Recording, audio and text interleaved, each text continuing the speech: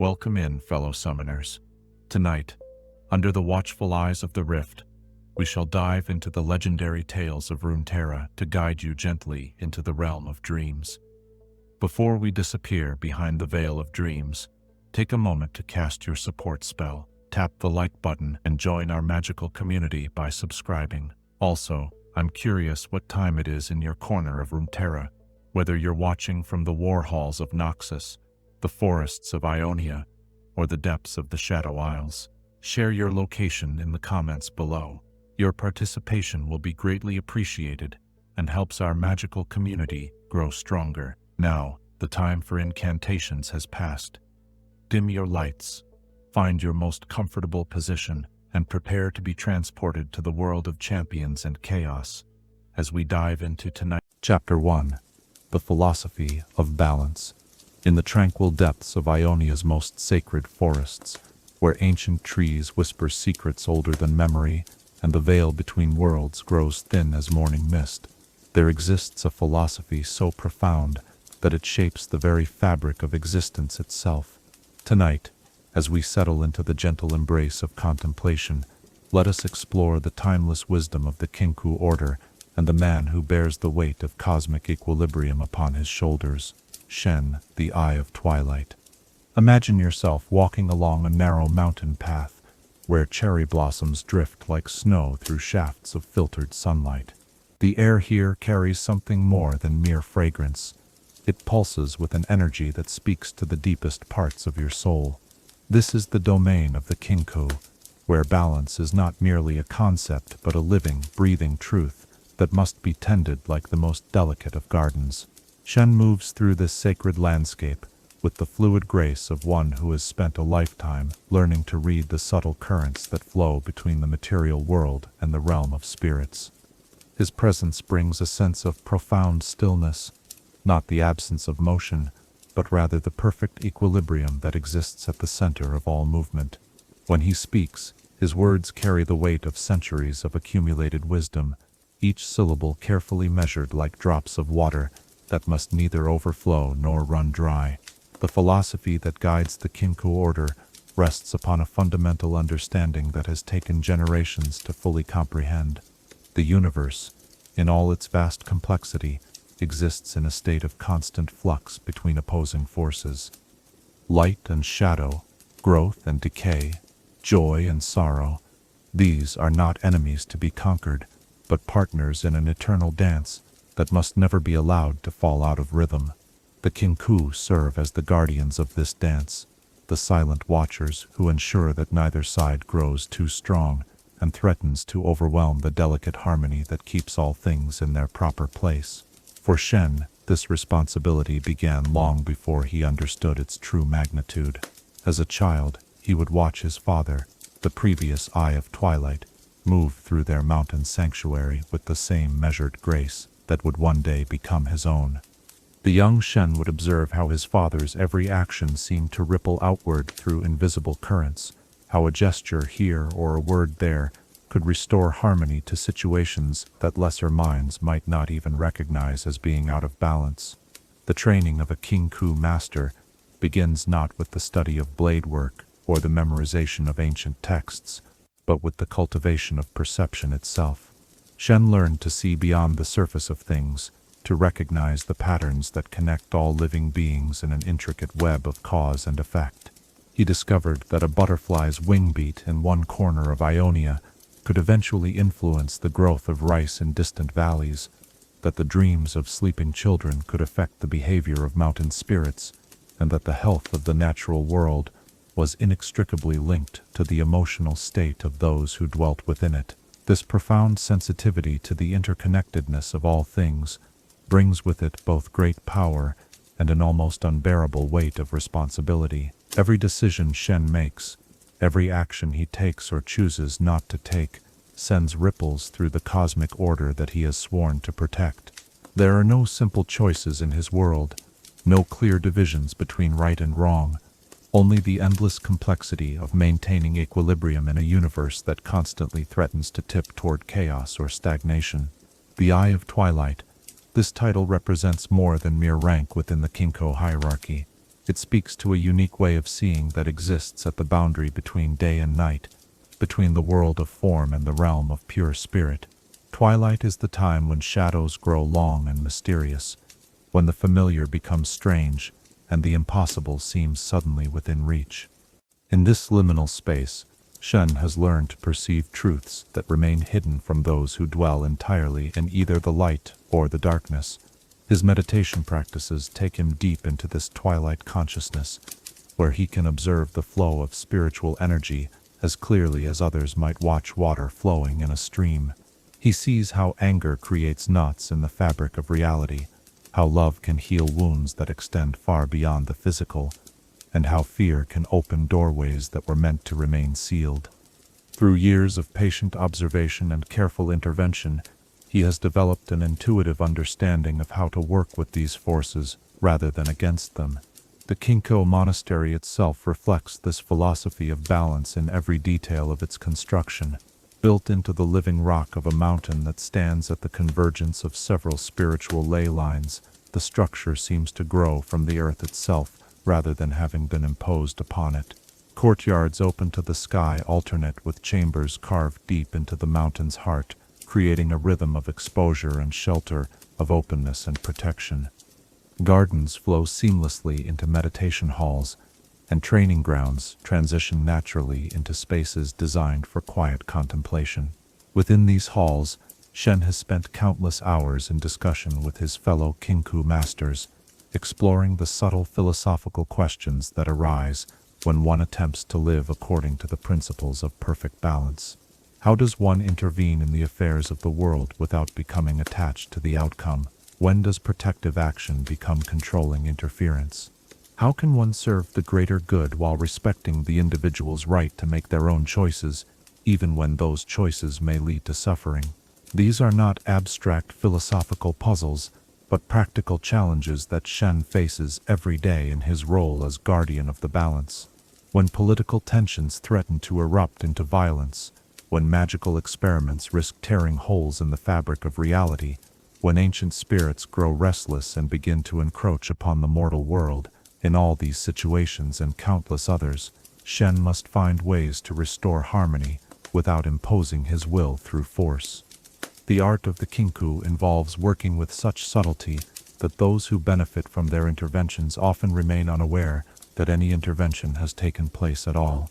A whispered word at precisely the right moment, a seemingly chance encounter that provides exactly the insight someone needs. The mysterious appearance of helpful circumstances just when they are most desperately required. These are the tools of masters who understand that the most effective action is often the one that appears to be no action at all. Shen's weapons themselves embody this principle of balanced action. His twin blades, forged from metal that has been blessed by both earthly fire and celestial light, serve as extensions of his will and consciousness.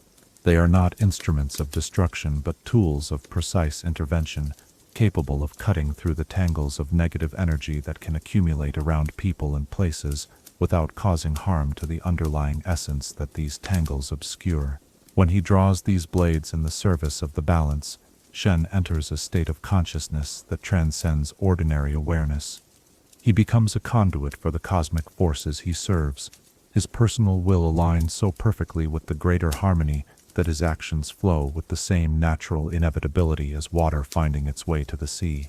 In these moments, he is both fully himself and something far greater than himself, an individual consciousness expressing the wisdom of the eternal. The responsibility that comes with such attunement to cosmic forces extends far beyond any personal desire for peace or happiness. Shen has learned to hold his own emotions lightly, neither suppressing them nor being carried away by them, but allowing them to flow through him like weather patterns moving across the sky. Joy and sorrow, anger and compassion, fear and courage, all are simply information about the state of the world around him, data that can help him better understand what kind of intervention, if any, might be needed to restore harmony. This emotional discipline does not make him cold or distant, but rather allows him to respond to each situation with exactly the energy it requires. Sometimes the balance calls for gentle compassion, sometimes for fierce protection, sometimes for the kind of strategic withdrawal that allows natural processes to unfold without interference. Shen has learned to trust in the wisdom of the greater pattern, even when that pattern leads through valleys of difficulty and uncertainty. The philosophical foundation upon which Shen builds his life extends outward to encompass his relationships with all the beings he encounters. He sees each person as a unique expression of the cosmic balance, playing their own essential role in the vast symphony of existence. Even those who seem to work against harmony are understood to be serving the balance in ways that may not be immediately apparent, creating the very tensions and conflicts that allow growth and transformation to occur. This perspective allows Shen to work with apparent enemies as skillfully as he works with obvious allies, recognizing that both light and shadow are necessary for the health of the whole. He has learned to appreciate the gifts that difficult people and challenging situations bring, understanding that comfort and ease, while pleasant, do not provide the friction necessary for spiritual development and the evolution of consciousness. As the evening deepens around us, and the gentle rhythm of our contemplation draws us toward rest, we might find ourselves wondering about the profound dedication required to live according to such principles. What would it mean to see every moment of our lives as an opportunity to serve the greater balance? How might our days change if we truly understood ourselves to be part of an interconnected web where every action matters and every choice ripples outward through the fabric of existence? In the silence between thoughts, perhaps we can sense something of the eternal twilight where Shen dwells, that peaceful space where all opposites are reconciled and perfect harmony reigns supreme. Chapter 2. Origins of the Kinkou. In the mists of Ionia's ancient past, when the first spirits walked openly among mortals and magic flowed as naturally as mountain streams, there arose a need that few recognized, but all would eventually depend upon. Tonight, as shadows lengthen and the world prepares for rest, let us journey back through the veils of time to discover how the Kinkou order first came to be, born from necessity and nurtured by wisdom that transcended any single lifetime. The earliest records speak of a time when the boundaries between the material world and the spirit realm were far more fluid than they are today. Imagine walking through forests where every tree housed a conscious spirit, where rivers sang with voices that could be heard by any who took the time to listen, and where the very air shimmered with energies that responded to the emotions and intentions of those who breathed it. This was Ionia in its youth, a land of wonder and magic, where the impossible was merely another word for the everyday. Yet even in this paradise of spiritual abundance, wise observers began to notice subtle signs of disturbance.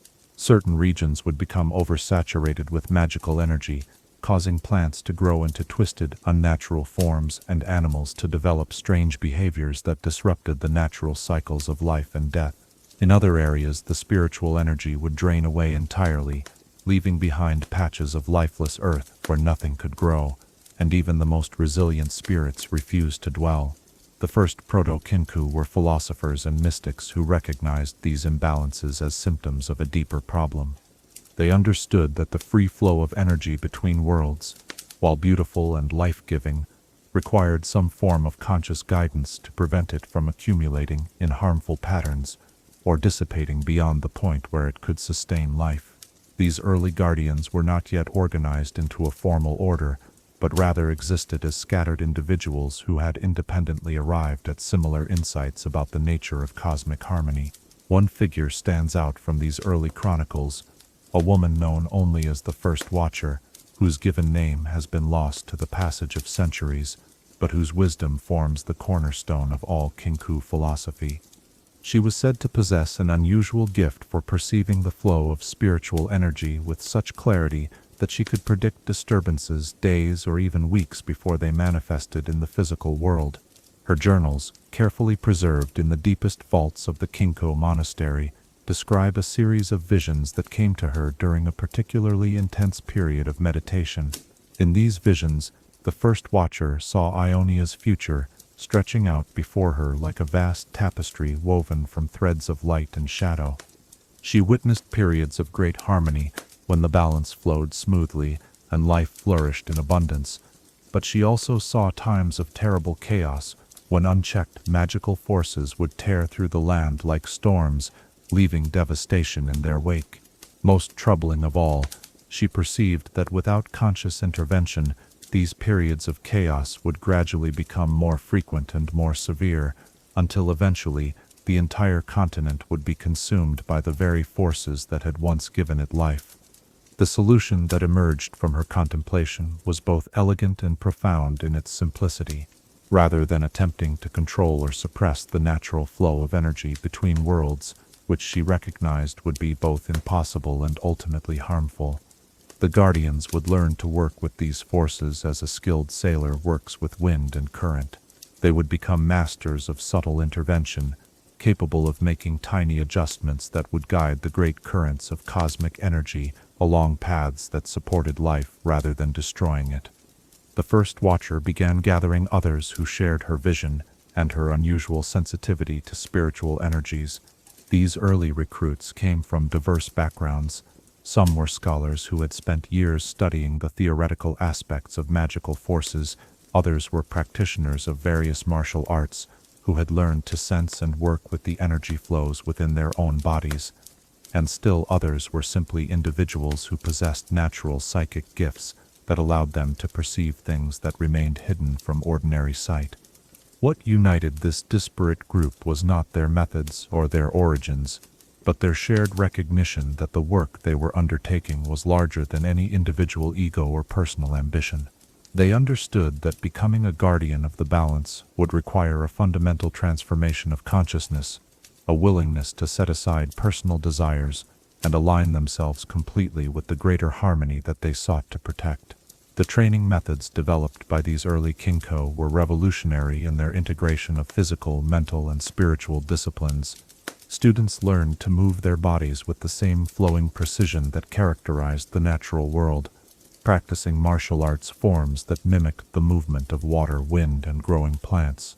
They studied meditation techniques that allowed them to quiet their minds completely, creating the inner stillness necessary to perceive the subtle currents of energy that flowed around and through all things. Perhaps most importantly, they learned to cultivate a state of consciousness that the first Watcher called transparent awareness, a way of being present in the world that was completely receptive to whatever was actually happening, without the distortion created by personal preferences, fears, or expectations. In this state of consciousness, a Kinkou guardian could respond to any situation with perfect appropriateness, taking exactly the action that would best serve the balance, without being influenced by emotional attachments to particular outcomes. The establishment of the first Kinkou monastery marked a turning point in the order's development from a loose collection of like-minded individuals to a formal institution capable of preserving and transmitting its wisdom across generations. The location chosen for this monastery was itself a testament to the founders' deep understanding of the forces they sought to work with.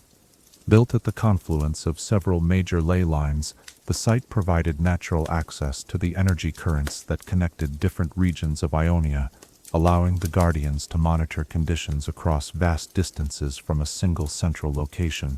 The architecture of the monastery reflected the Kinkou philosophy in every detail of its design. Rooms flowed into one another with the same organic seamlessness found in natural caves and forest clearings, creating spaces that felt like extensions of the living rock and earth rather than human impositions upon the landscape. Gardens were integrated throughout the structure, providing places where students could observe the natural cycles of growth and decay that served as metaphors for the larger cosmic processes they were learning to understand. Within these walls, the early Kinkou developed a three-part structure that would define the order for centuries to come. The Eye of Twilight would serve as the group's spiritual leader and primary decision-maker, possessing the deepest understanding of the philosophical principles that guided their work. The Heart of the Tempest would embody the active principle, ready to take swift action when the balance required direct intervention. The Fist of Shadow would represent the protective aspect, skilled in the arts of concealment and strategic thinking that allowed the order to work effectively without drawing unwanted attention to their activities. This triadic structure was not merely administrative, but reflected a profound understanding of the nature of consciousness itself. While sighs that effective action in the world required the integration of wisdom, compassion, and skillful means, that knowledge without heart led to cold intellectualism, while compassion without wisdom could result in misguided interference, and both wisdom and compassion without practical skills were powerless to effect meaningful change.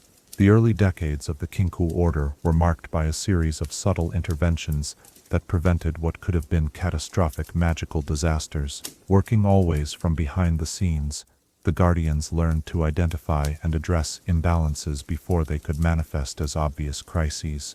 The gentle redirection of energy currents here, a carefully placed word of guidance there, the strategic removal of a cursed artifact from circulation. These small actions, individually insignificant, collectively maintained the stability that allowed Ionian civilization to flourish. As the order matured, its members developed increasingly sophisticated techniques for reading the patterns of energy flow that indicated where intervention might be needed. They learned to interpret the behavior of animals, the growth patterns of plants, the movement of clouds, and the dreams of sensitive individuals as indicators of the spiritual health of different regions. They created a network of observation posts throughout Ionia, staffed by guardians who had been trained to recognize the early warning signs of various types of magical disturbances. The relationship between the Kinkou order and the broader Ionian population was deliberately kept subtle and indirect. The founders understood that their work would be most effective if people remained unaware of their interventions, allowing the natural order to appear to maintain itself without obvious external management. This approach required tremendous patience and self-discipline from the Guardians, who had to be content with serving the greater good without receiving recognition or gratitude for their efforts. The philosophical foundations laid down by the First Watcher and her immediate successors proved remarkably durable, continuing to guide the order through centuries of changing political and social conditions. Even as Ionia evolved from a collection of isolated tribes to a sophisticated confederation of provinces, even as new magical technologies were developed and old traditions were challenged or abandoned, the core principles of the Kinkou remained constant. Maintain the balance, work with natural forces rather than against them, and always remember that the harmony of the whole takes precedence over the desires of any individual part. The selection and training of new guardians became an increasingly refined process, as the order developed methods for identifying individuals who possessed both the natural sensitivity and the strength of character necessary for the work. Candidates were observed for years before being formally invited to join, their responses to various challenges and temptations carefully evaluated to determine their suitability for a life of selfless service. The graduation ceremonies for new Kinkou Guardians were profound spiritual experiences that marked not just the completion of training, but a fundamental transformation of identity. The initiate would spend days in solitary meditation, releasing all attachment to their former life and personal ambitions, before emerging reborn as a servant of the cosmic balance. These ceremonies were conducted in secret chambers deep within the monastery, surrounded by artifacts and symbols that had been blessed by generations of guardians and carried the accumulated spiritual power of the order's long history. As our exploration of the Kinkou order's origins draws to a close, we might find ourselves reflecting on the extraordinary vision and dedication of those early founders who recognized a need that others could not even see and devoted their lives to meeting it.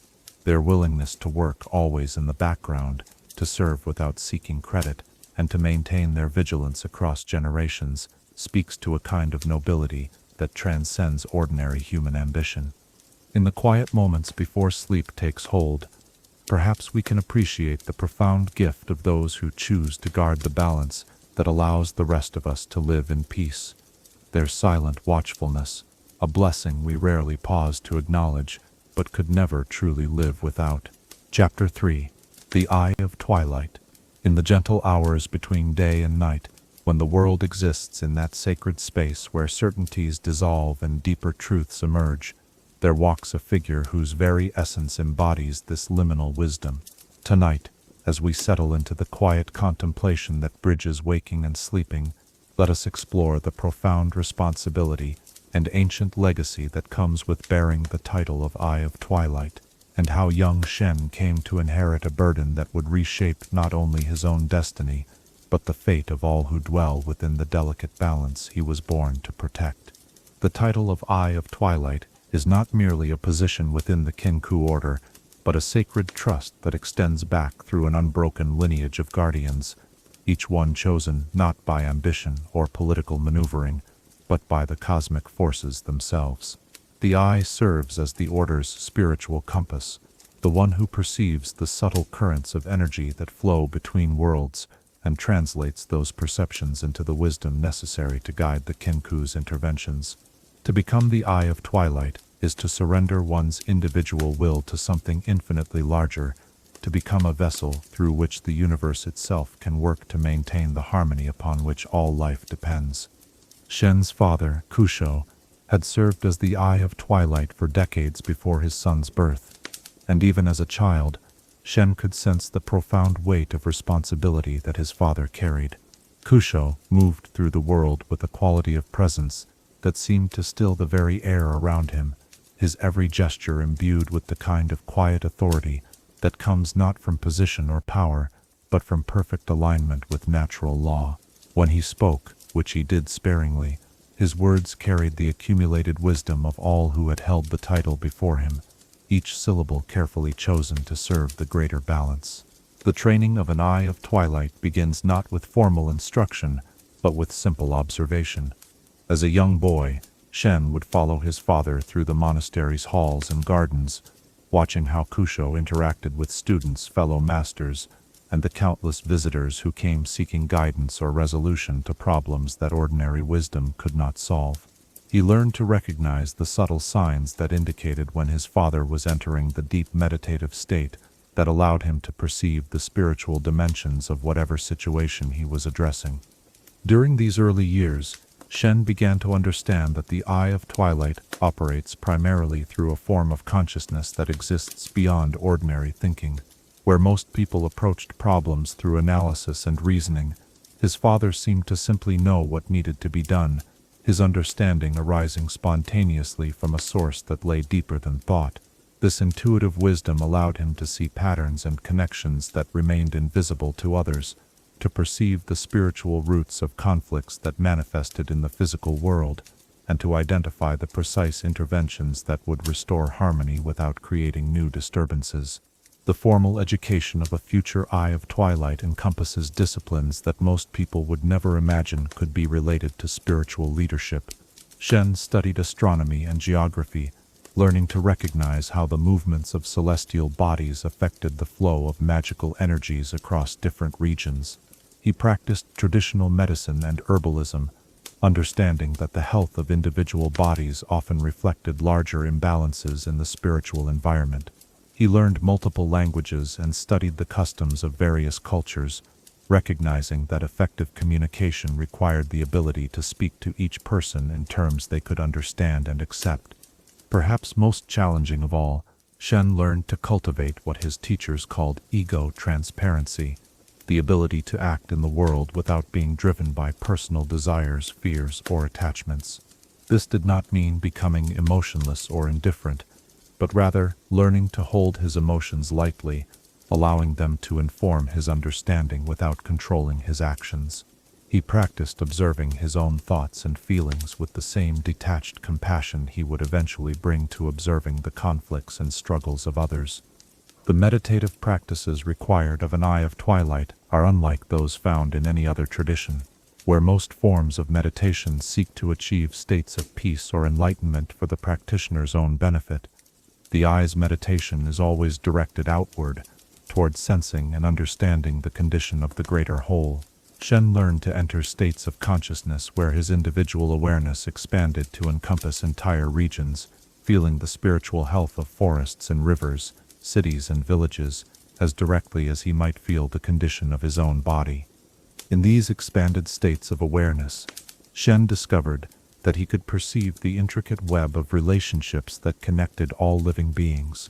He could sense how the anger of a particular political leader might be affecting the growth of crops hundreds of miles away, how the fear generated by an approaching storm could weaken the barriers between the material world and the spirit realm, and how acts of kindness and compassion created ripples of positive energy that could heal wounds that had persisted for generations.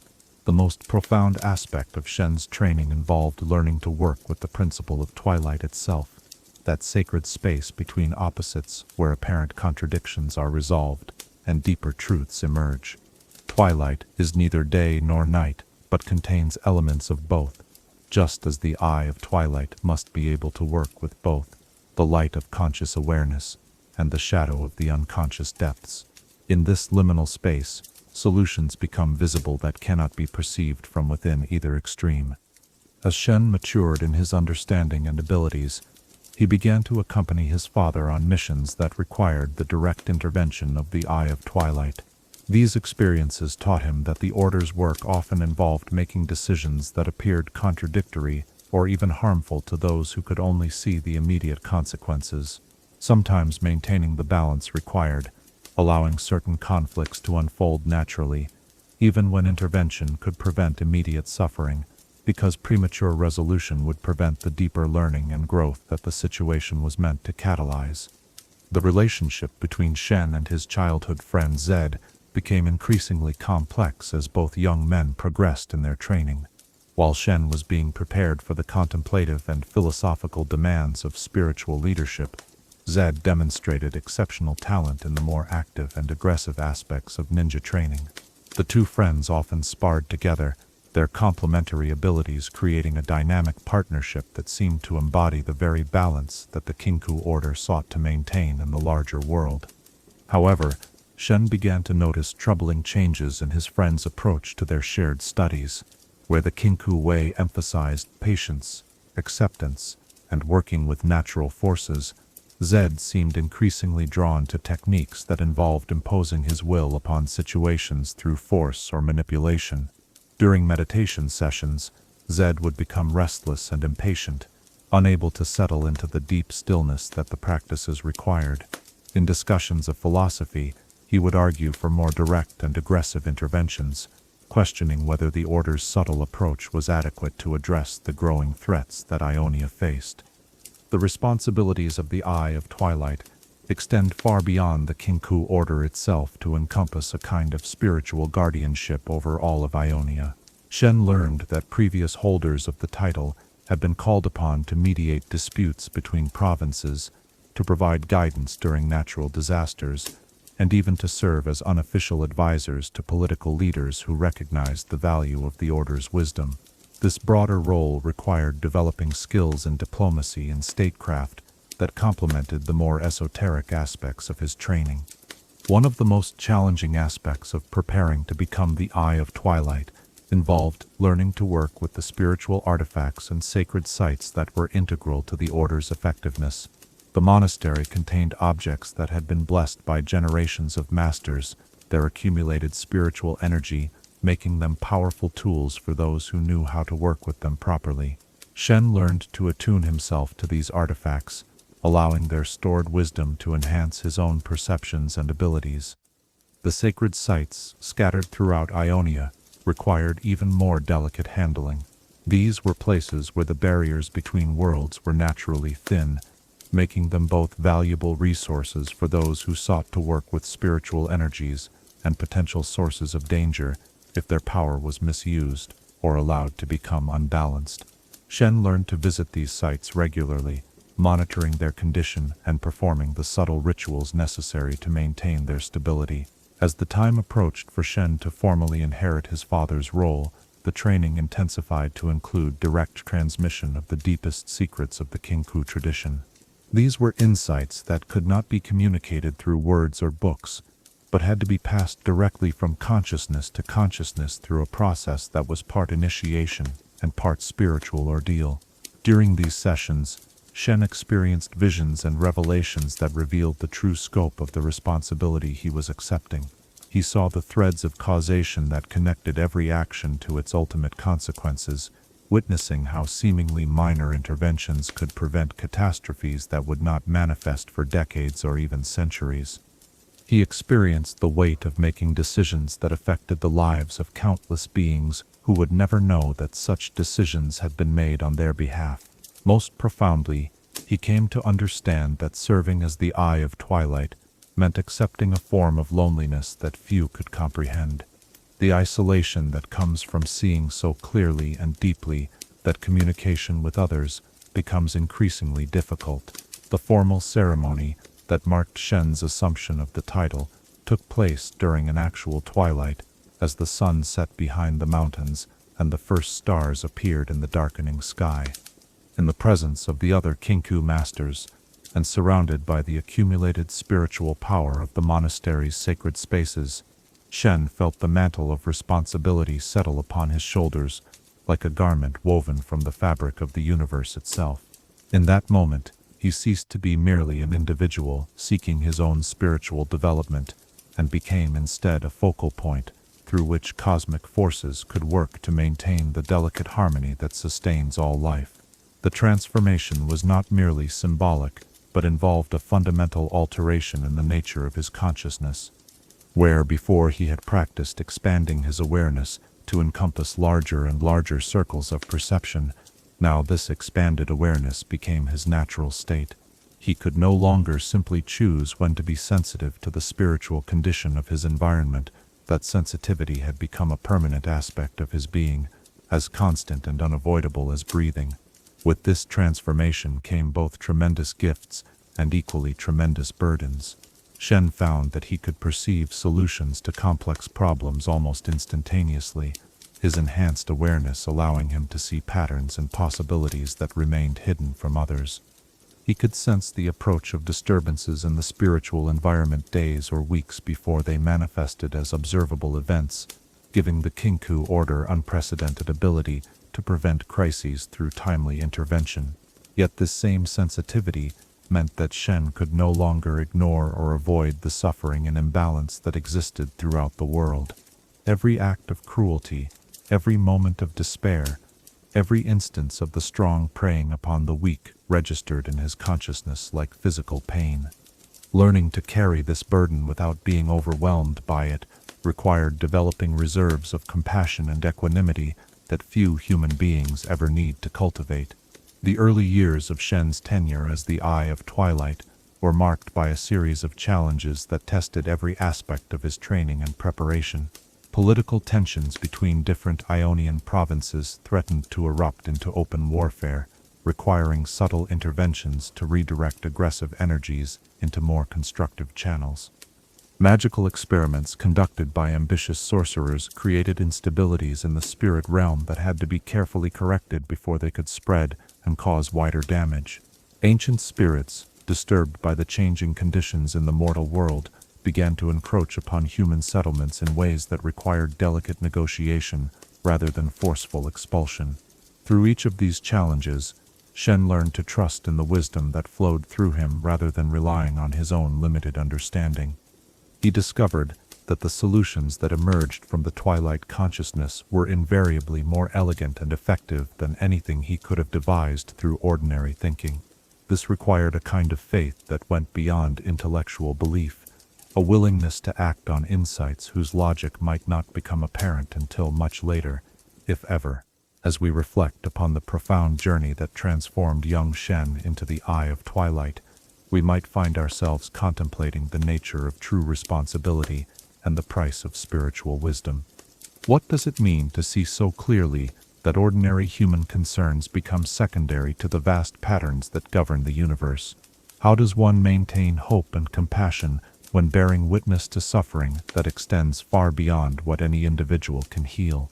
In the quiet moments before sleep claims us, perhaps we can sense something of the Twilight realm where such questions find their resolution, that sacred space where all contradictions are held in perfect balance and peace reigns eternal. Chapter 4.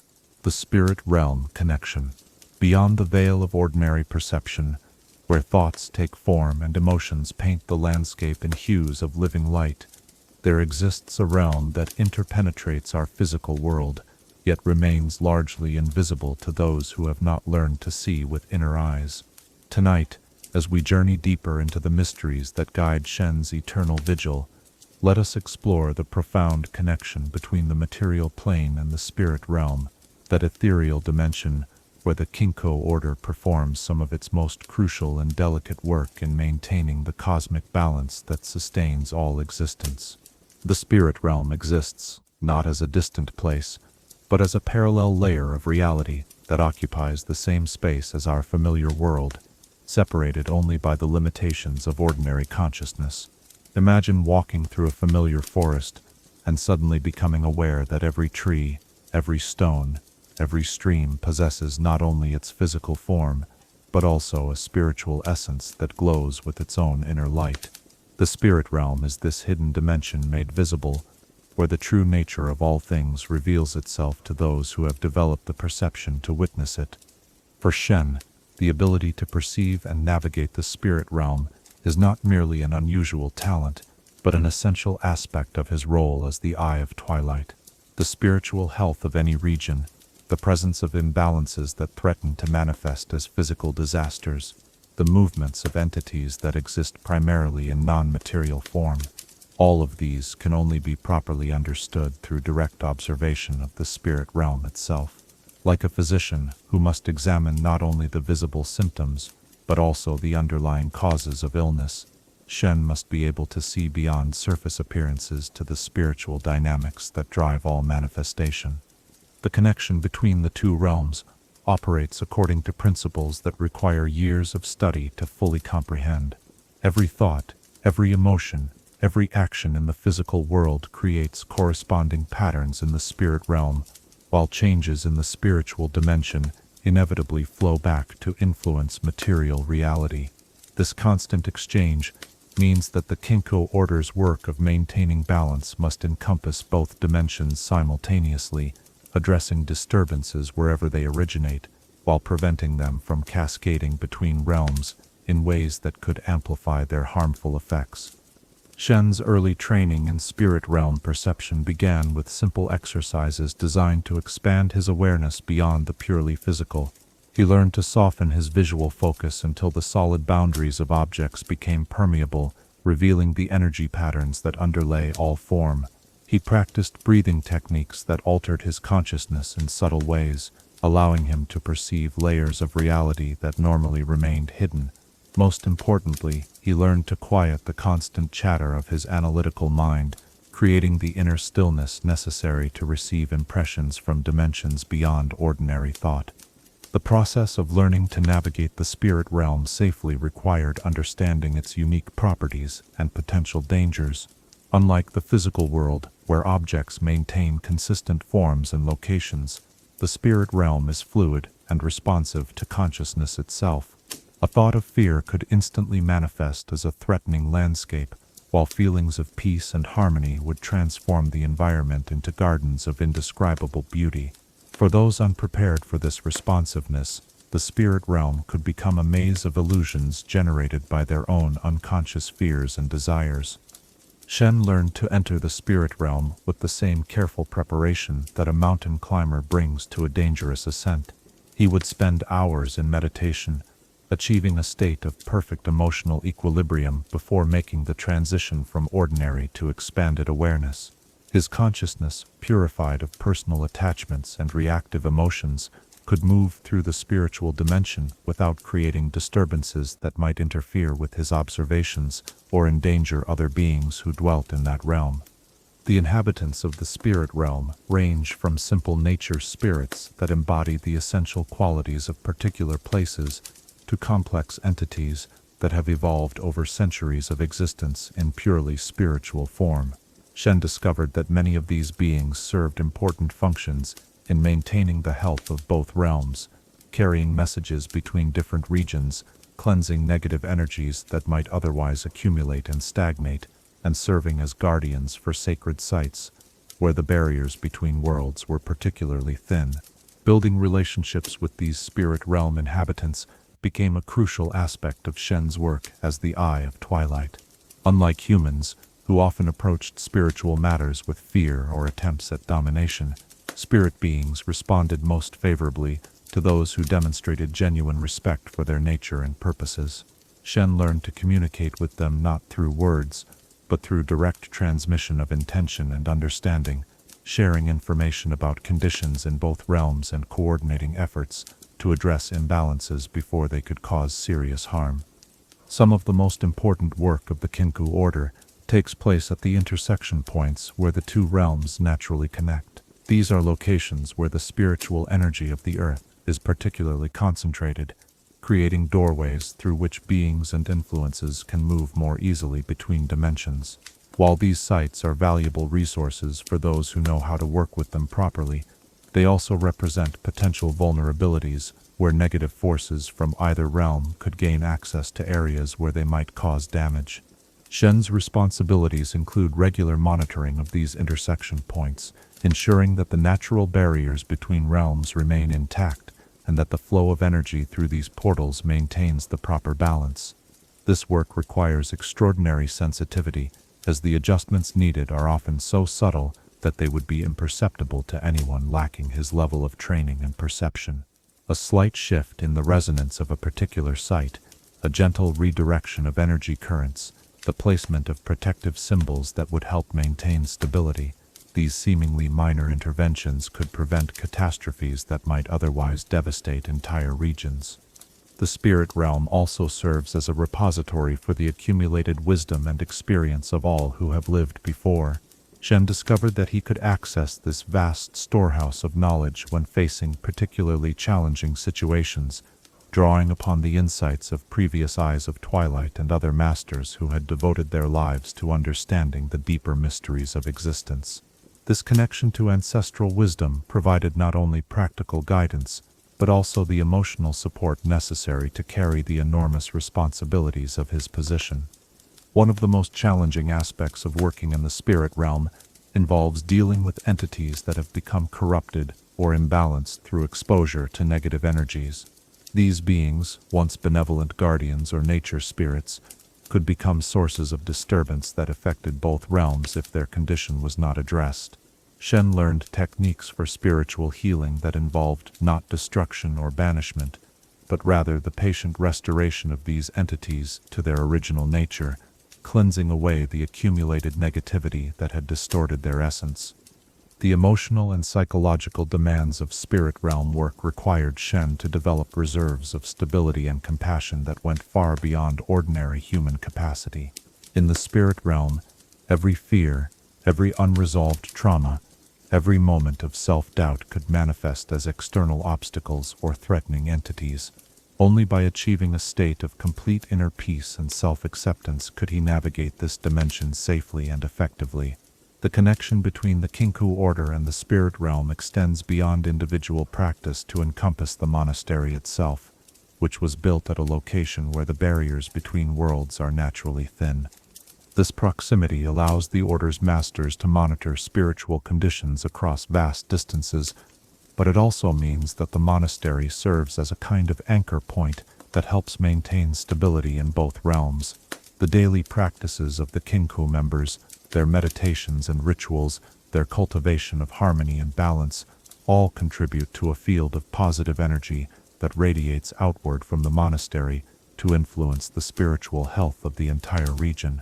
Shen's deepest understanding of the spirit realm connection came through experiences that transformed his perception of reality itself. During profound meditative states, he learned to exist simultaneously in both dimensions. His consciousness expanded to encompass multiple layers of reality at once. In these moments, the artificial separation between spiritual and material dissolved entirely, revealing the underlying unity that connects all things in an intricate web of mutual dependence and reciprocal influence. These experiences of unified perception allowed Shen to understand how interventions in one realm could be used to heal disturbances in the other.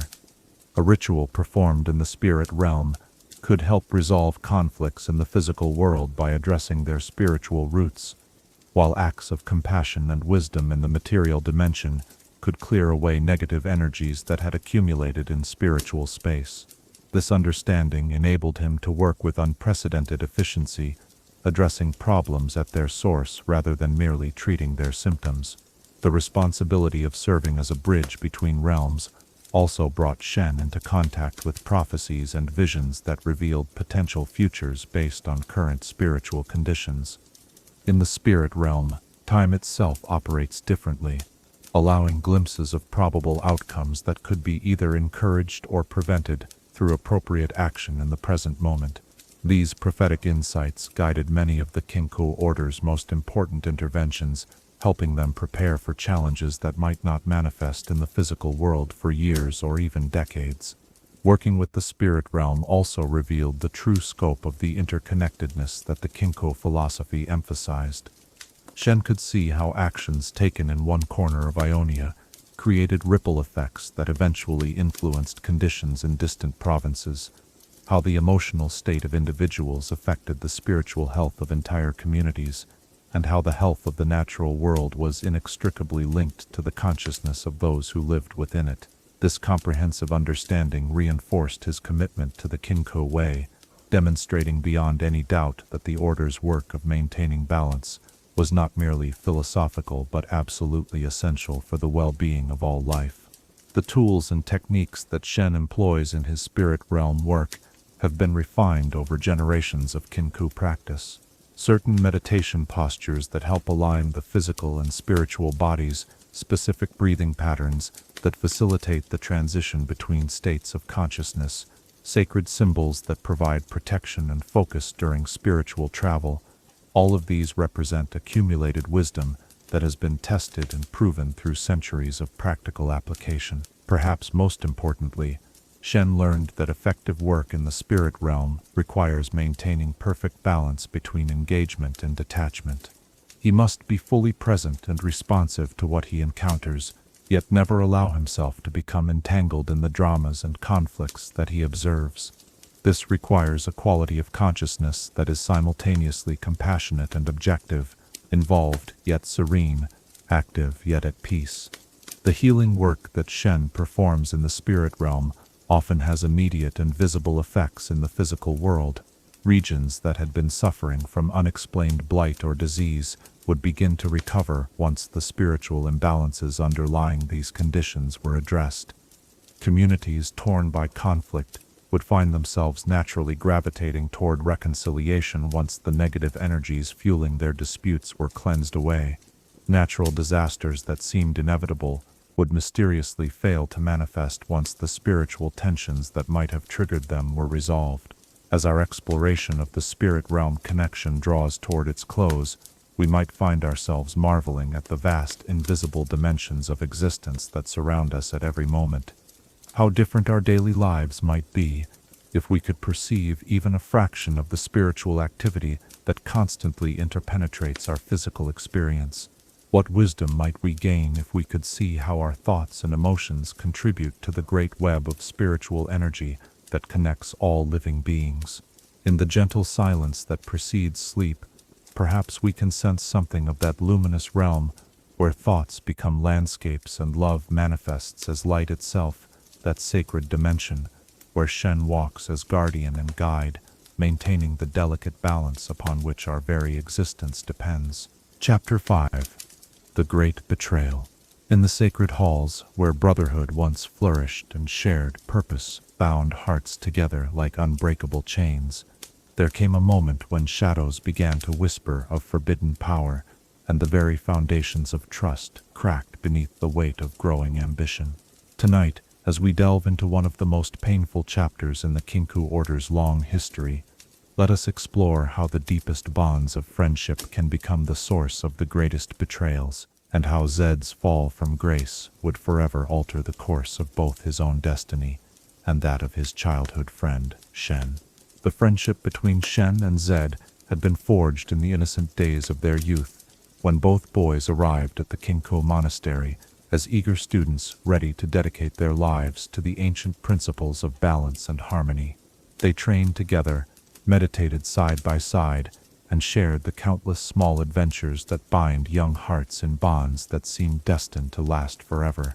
In those early years, their differences seemed complementary rather than conflicting. Shen's natural inclination toward contemplation and spiritual insight balanced by Zed's fierce determination and exceptional physical abilities. As the years passed and their training progressed, subtle signs began to emerge that suggested their paths might diverge in ways that neither could have anticipated. While Shen embraced the Kinkou teaching that true strength came from working with natural forces rather than trying to dominate them, Zed found himself increasingly frustrated by what he perceived as the Order's passive approach to the growing threats that menaced Ionia. He saw suffering that could be prevented, injustices that could be corrected, enemies who could be defeated if only the Kinkou would abandon their restraint and embrace more direct methods of intervention. The philosophical debates that arose between the two friends gradually took on an edge of real tension. Zed would argue passionately for taking decisive action against those who threatened innocent people, while Shen would gently insist that such interventions, however well-intentioned, could disrupt the greater balance in ways that might ultimately cause more harm than good. These discussions, which had once been merely intellectual exercises, began to reveal fundamental differences in their understanding of how power should be used and what responsibilities came with the abilities they were developing. The turning point came during a period when Ionia faced a series of crises that tested the Kinkou Order's commitment to their traditional methods. Bandits were terrorizing rural communities, corrupt officials were exploiting their positions for personal gain, and various factions seemed intent on pursuing their own interests, regardless of the suffering their conflicts caused to ordinary people. Zed watched these events unfold with growing frustration, increasingly convinced that the Kinkou's subtle interventions were insufficient to address the scale and urgency of the problems they faced. It was during this time of mounting tension that Zed first began to explore magical techniques that lay outside the approved curriculum of Kinkou training.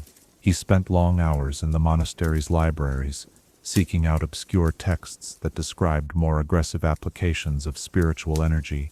He practiced forbidden forms of meditation that emphasized the accumulation of personal power rather than the cultivation of harmony with cosmic forces.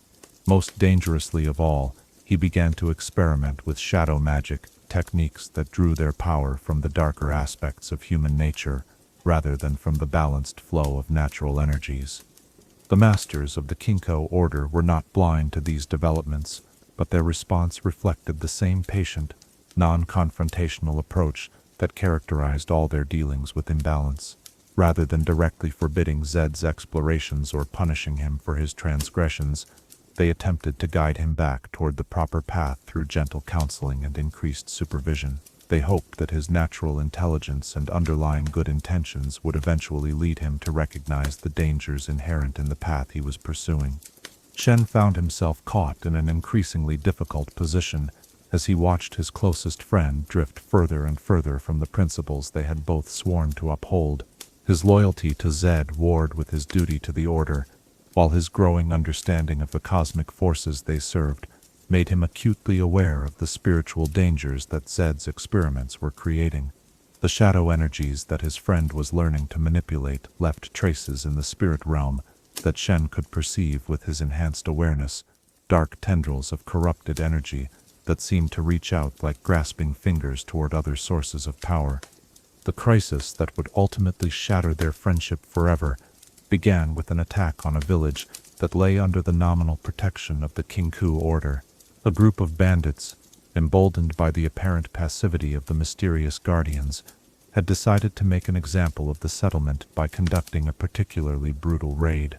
The attack was designed not merely to steal property, but to spread terror throughout the region, demonstrating that even those who enjoyed the Kinkou's protection were not safe from determined predators. When news of the attack reached the monastery, the Order's response followed their traditional pattern of careful investigation and subtle intervention. Masters were dispatched to assess the situation, gather information about the bandits' capabilities and intentions, and devise a strategy that would neutralize the threat without creating broader instabilities in the region. This methodical approach required time and patience, virtues that the Kinkou had cultivated over centuries of successful practice. For Zed, however, the deliberate pace of the Order's response was intolerable. He could envision the additional suffering that would occur while the Masters conducted their careful analysis, the fear that would spread through other communities, as word of the successful attack became known, and the encouragement that such apparent weakness would provide to other groups who might be considering similar acts of violence. In his view, the situation demanded immediate and decisive action that would not only rescue any survivors, but also send a clear message that such attacks would be met with overwhelming force. The confrontation between Zed and the Order's leadership came during a council meeting where the Masters were discussing their planned response to the bandit attack. Zed stood before the assembled Guardians and delivered a passionate speech in which he challenged their commitment to protecting innocent people and questioned whether their adherence to traditional methods had become more important to them than the lives of those they were supposed to serve. He accused them of being so concerned with maintaining cosmic balance that they had lost sight of their fundamental duty to prevent unnecessary suffering. The response from Kusho, Shen's father and the reigning Eye of Twilight, exemplified the patience and wisdom that had guided the Order for generations. He acknowledged Zed's concerns and validated his compassion for those who were suffering, but he also explained how the broader consequences of aggressive action could ultimately cause more harm than the immediate intervention would prevent. He spoke of the delicate web of relationships that connected all aspects of Ionian society, and how violent solutions to local problems could trigger cascading effects that might destabilize entire regions. But Zed was no longer in a state of mind where such explanations could reach him. The shadow energies he had been working with had begun to affect his consciousness in subtle but profound ways, amplifying his natural impatience and aggression while diminishing his capacity for the kind of long-term thinking that the Kinkou way required. He heard Kusho's words not as wisdom but as excuses, not as careful consideration of complex factors, but as philosophical justifications for inaction in the face of clear moral imperatives. The breaking point came when Zed openly defied the Order's decision and announced his intention to deal with the bandit threat himself. He had already identified the location of their camp and devised a plan that would eliminate the entire group in a single coordinated strike. When the Masters attempted to forbid this unauthorized action, Zed's response revealed the full extent of his transformation. Drawing upon the shadow techniques he had been secretly practicing, he demonstrated power that shocked even the most experienced Guardians with its raw intensity and dark complexity. The forbidden magic that Zed unleashed in that moment represented a fundamental violation of everything the Kinkou Order stood for. Where their techniques sought to work with natural energies in harmony with cosmic principles, his shadow magic imposed his will upon spiritual forces through pure domination. Where Kinkou methods created balance and stability, his approach generated turbulence and chaos that rippled outward through both the material and spiritual realms. Most troubling of all, the power he displayed clearly came from sources that existed outside the natural order entirely, entities or energies that operated according to principles antithetical to life and growth. Shen watched this confrontation with a heart torn between love for his friend and loyalty to the principles that gave his life meaning. He could see that Zed was no longer the person he had grown up with, that the shadow energies had begun to consume the very qualities that had once made their friendship so precious. Yet he could also recognize the genuine pain and frustration that lay beneath his friend's anger, the sincere desire to protect innocent people that had started him down this destructive path. The formal expulsion of Zed from the Kinkou Order was conducted with the same ceremonial gravity that marked all significant transitions in the organization's life. But unlike the joyful rituals that celebrated a student's advancement or a master's achievement, this ceremony carried the weight of profound sorrow.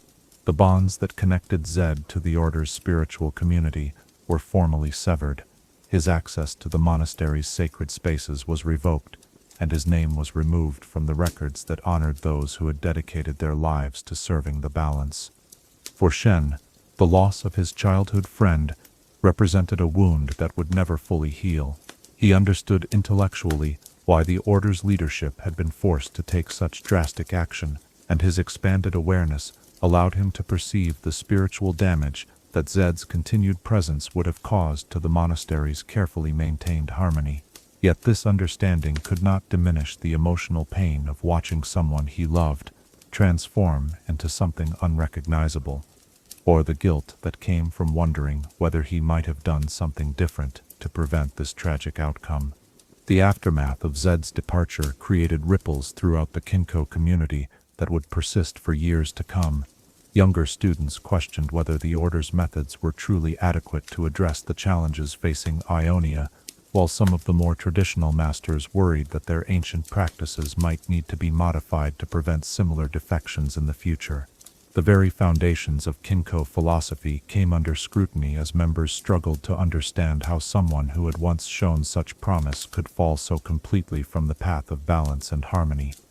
In the spirit realm, the consequences of Zed's betrayal manifested as areas of spiritual disturbance that required constant monitoring and occasional intervention to prevent them from spreading. The shadow energies he had unleashed left scars in the fabric of reality that would take decades to heal completely, serving as permanent reminders of how quickly corrupted power could undo the patient work of generations.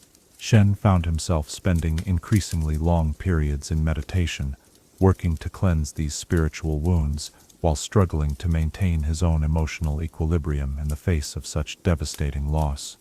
The broader implications of Zed's fall extended far beyond the immediate effects on the Kinkou Order. His departure represented a fundamental challenge to the philosophical foundations upon which Ionian society had been built, raising questions about whether traditional approaches to spiritual development and social harmony were adequate to deal with the increasing complexity and violence of the modern world. These questions would continue to resonate throughout Ionia, influencing political developments and spiritual movements for generations to come. Perhaps most tragically, Zed's betrayal demonstrated how the very depths of friendship and shared purpose that had once been sources of strength could become vulnerabilities when exposed to corrupting influences. The bond between him and Shen had been forged in innocence and maintained through years of mutual support and shared growth, yet it had proven insufficient to withstand the seductive power of forbidden magic and the corrosive effects of unchecked ambition. As we reflect upon this painful chapter in the Kinkou Order's history, we might find ourselves contemplating the fragile nature of the bonds that connect us to those we love, and the mysterious processes through which people can transform into versions of themselves that seem utterly foreign to those who knew them best. How do we maintain compassion for those who have chosen paths that lead away from everything we hold sacred? What responsibility do we bear for the choices made by those closest to us? And how do we find peace when love alone proves insufficient to prevent tragedy? In the quiet moments before sleep claims our troubled thoughts, perhaps we can sense something of the sorrow that Shen carries still, the weight of a friendship lost to shadows, and the eternal hope that even the deepest betrayals might someday find their way back to the light. Chapter 6. Brothers Turned Enemies. In the deepest chambers of the heart, where childhood memories gleam like precious stones in the darkness of time, there exists a pain so profound that it transforms the very landscape of the soul. Tonight, as we venture into the aftermath of Zed's departure from the Kinkou Order, let us explore how the bond between brothers in arms can become a chasm of irreconcilable differences, and how Shen and Zed's relationship evolved from shared purpose into a tragic opposition that would define both their destinies for years to come. The silence that followed Zed's expulsion from the monastery was unlike any quiet that had ever settled upon those sacred halls. It was not the peaceful stillness of meditation or the natural calm of evening's approach, but rather the hollow absence that remains when something essential has been torn away. Shen found himself walking through familiar corridors, where every stone seemed to whisper memories of conversations shared, training sessions endured together, and moments of triumph celebrated side by side with the friend who was now lost to him forever. In the days immediately following the confrontation, Shen struggled to comprehend the magnitude of what had occurred. His rational mind understood the necessity of the Order's decision and recognized the dangerous path that Zed had chosen to follow. Yet his heart continued to rebel against the reality that their friendship could simply end, that years of shared experience and mutual support could be dissolved by philosophical differences however profound.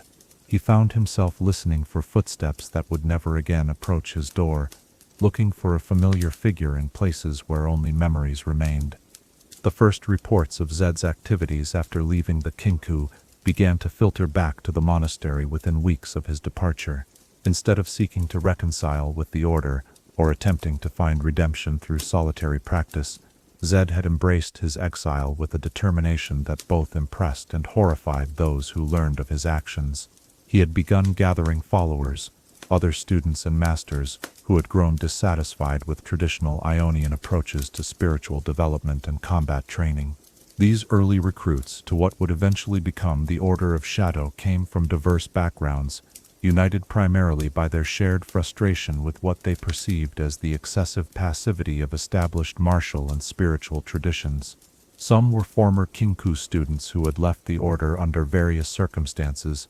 Others were practitioners of different disciplines who had grown impatient with their own master's restraint, and still others were simply individuals who possessed natural talent for combat, but lacked the temperament for the patient, contemplative approach that most Ionian schools required. Zed's ability to attract and organize these disparate elements spoke to leadership qualities that had been evident even during his time at the Kinkou monastery. However, the vision he offered his followers represented a fundamental inversion of everything the Kinkou stood for. Where the traditional order sought to work with natural forces, Zed promised his students techniques that would allow them to impose their will upon reality through pure strength and determination. Where the Kinkou emphasized balance and restraint, the Order of Shadow would embrace the full spectrum of human emotion and desire as sources of power to be harnessed rather than transcended. The philosophical framework that Zed developed to justify and organize his new approach drew heavily upon his experiences with shadow magic, but it also reflected genuine insights into aspects of human nature that traditional Ionian spirituality often neglected or actively suppressed. He argued that the capacity for anger, fear, and aggression had evolved as natural responses to genuine threats, and that attempting to transcend these emotions entirely was not only unrealistic but actually counterproductive when facing enemies who felt no such constraints. From Shen's perspective, monitoring these developments through reports from Kinkou agents and his own observations in the spirit realm, Zed's philosophy represented a seductive but ultimately destructive misunderstanding of the nature of power and its proper use. The shadow energies that his former friend was learning to manipulate did indeed offer impressive short-term capabilities, but they exacted a price that would only become apparent over time. Shen could perceive the gradual changes in Zed's spiritual signature, the way that prolonged exposure to shadow magic was slowly but inexorably altering his essential nature. The first direct confrontation between the two former friends occurred several months after Zed's departure, when their respective duties brought them to the same region where a complex political crisis threatened to destabilize an entire province. A dispute over water rights had escalated into armed conflict between two communities, with each side convinced that the other was acting from pure greed and malice.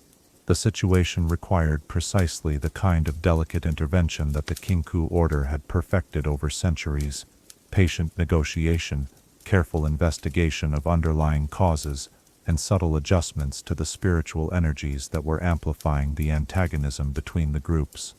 Zed's approach to the same crisis reflected his new philosophy with stark clarity. Rather than attempting to understand and address the root causes of the conflict, he focused on identifying which side had the stronger moral claim, and then moved decisively to ensure their victory. His intervention was swift, brutal, and effective in purely practical terms. The losing side was so thoroughly defeated that they abandoned their claims entirely, and the immediate crisis was resolved in a matter of days, rather than the weeks or months that Kinkou methods would have required. Yet Shen could see the broader consequences of Zed's intervention rippling outward through both the material and spiritual dimensions. The defeated community's humiliation and resentment would fester until it found new outlets for expression, likely involving violence against other targets who had nothing to do with the original dispute. The spiritual energies in the region had been thrown dramatically out of balance by the sudden, forceful resolution, creating instabilities that would require careful management to prevent them from manifesting as natural disasters or other forms of crisis. The meeting between Shen and Zed that followed this confrontation took place at a neutral location, a small temple dedicated to an ancient spirit that both men had visited during their youth. The sacred grove surrounding the temple had witnessed countless reconciliations over the centuries, its peaceful atmosphere encouraging visitors to set aside their differences and seek understanding rather than victory. Yet even this hallowed ground could not bridge the chasm that had opened between the two former friends. The conversation that ensued revealed the full extent of their philosophical divergence. Zed spoke passionately about the immediate relief his methods had brought to innocent people who were suffering, arguing that abstract concerns about spiritual balance were meaningless luxuries when real human lives were at stake. He challenged Shen to explain how the Kinkou's patient approach could justify allowing preventable suffering to continue, while masters debated the cosmic implications of various possible interventions. Shen's response drew upon all the wisdom he had gained through his training as the Eye of Twilight, but it also reflected the deep pain he felt at having to oppose someone he still loved, despite their differences.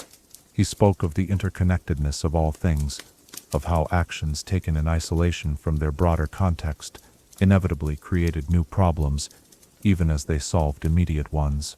He tried to help Zed understand that true compassion sometimes required accepting short-term suffering in order to prevent greater harm in the long term.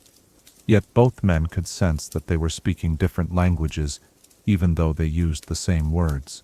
The shadow energies that now permeated Zed's consciousness made it increasingly difficult for him to perceive the subtle connections and long-term patterns that formed the foundation of Kinkou wisdom, while Shen's expanded awareness made him acutely sensitive to the spiritual damage that Zed's methods were causing.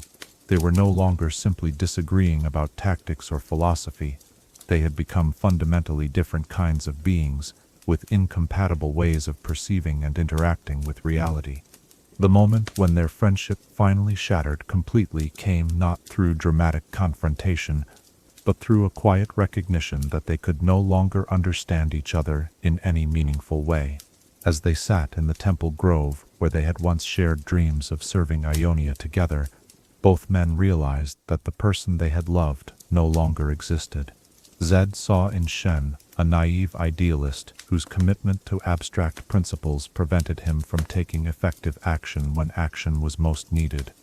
Shen saw in Zed a brother who had been consumed by forces he could not control, transformed into something that retained the appearance of his friend, but no longer possessed his essential nature. The establishment of formal opposition between the Kinkou Order and the Order of Shadow was not declared through any grand announcement or ceremonial challenge.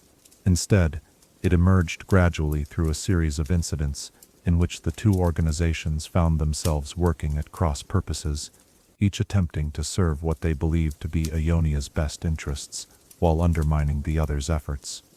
These conflicts created a complex pattern of action and reaction that would persist for years, with each group's interventions forcing the other to develop new strategies and capabilities. For Shen, the burden of opposing his former friend added a personal dimension to his responsibilities as the Eye of Twilight that made his role almost unbearably painful at times.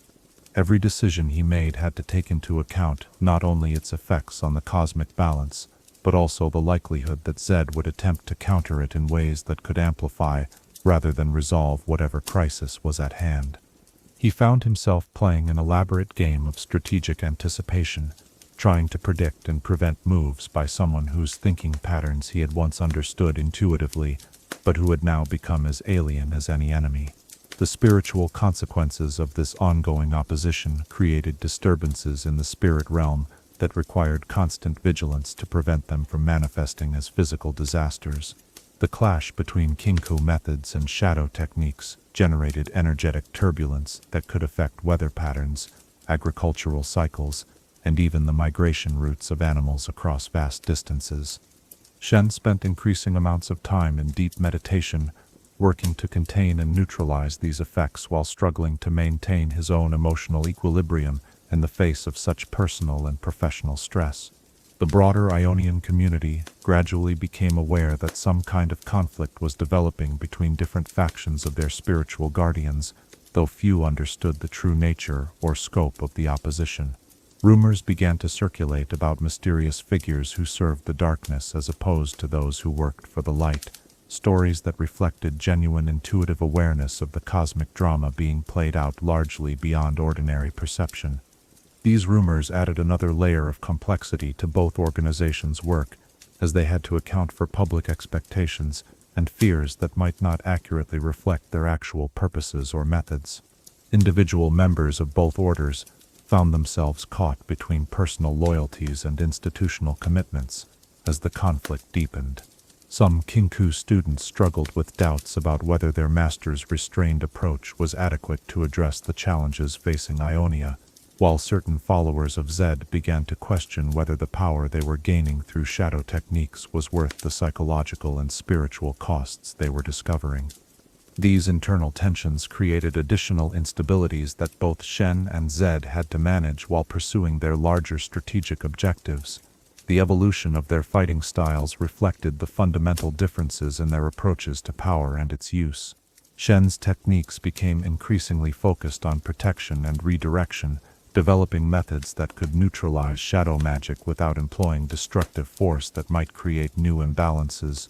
His blade work emphasized precise, economical movements that accomplished their objectives with minimal expenditure of energy and maximum preservation of the underlying harmony he sought to maintain. Zed's combat methods, by contrast, grew increasingly aggressive and overwhelming, designed to achieve victory through sheer force and intimidation rather than through skillful technique. His mastery of shadow magic allowed him to strike from unexpected angles and multiply his effective presence on any battlefield. But these capabilities came at the cost of increasing dependence on the very energies that were gradually consuming his original nature. The psychological toll of their ongoing opposition affected both men in ways that their followers could observe but rarely understand. Shen's naturally contemplative demeanor became even more reserved as he struggled to carry the additional burden of opposing someone he had once loved, like a brother.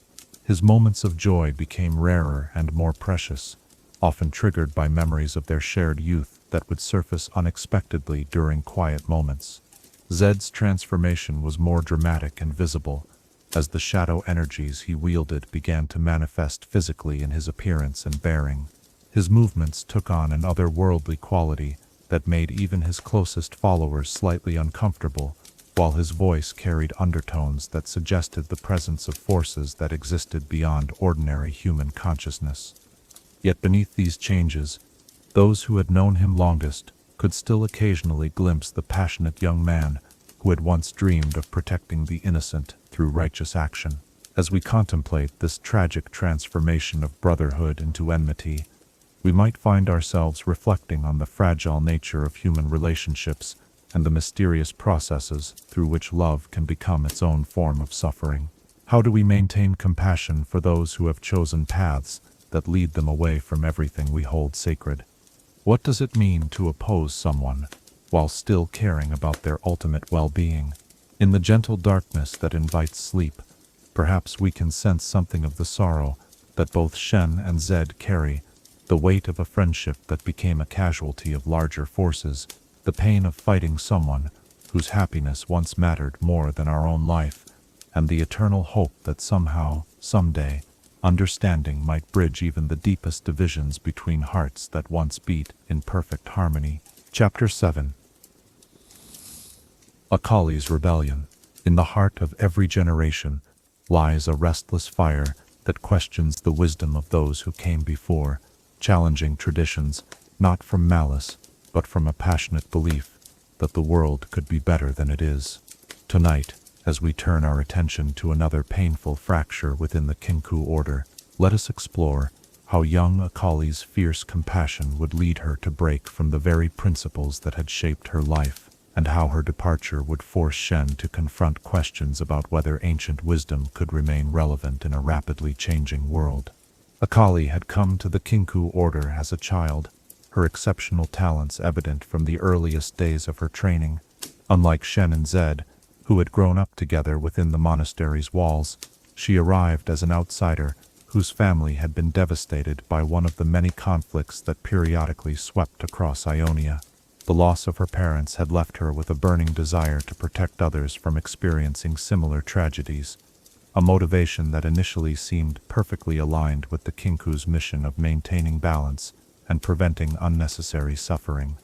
Her natural abilities in the martial arts were remarkable even by the standards of an order that had always attracted exceptional students. She possessed an intuitive understanding of movement and timing that allowed her to master complex techniques with minimal instruction, while her agility and speed surpassed anything that Shen had witnessed during his own years of training.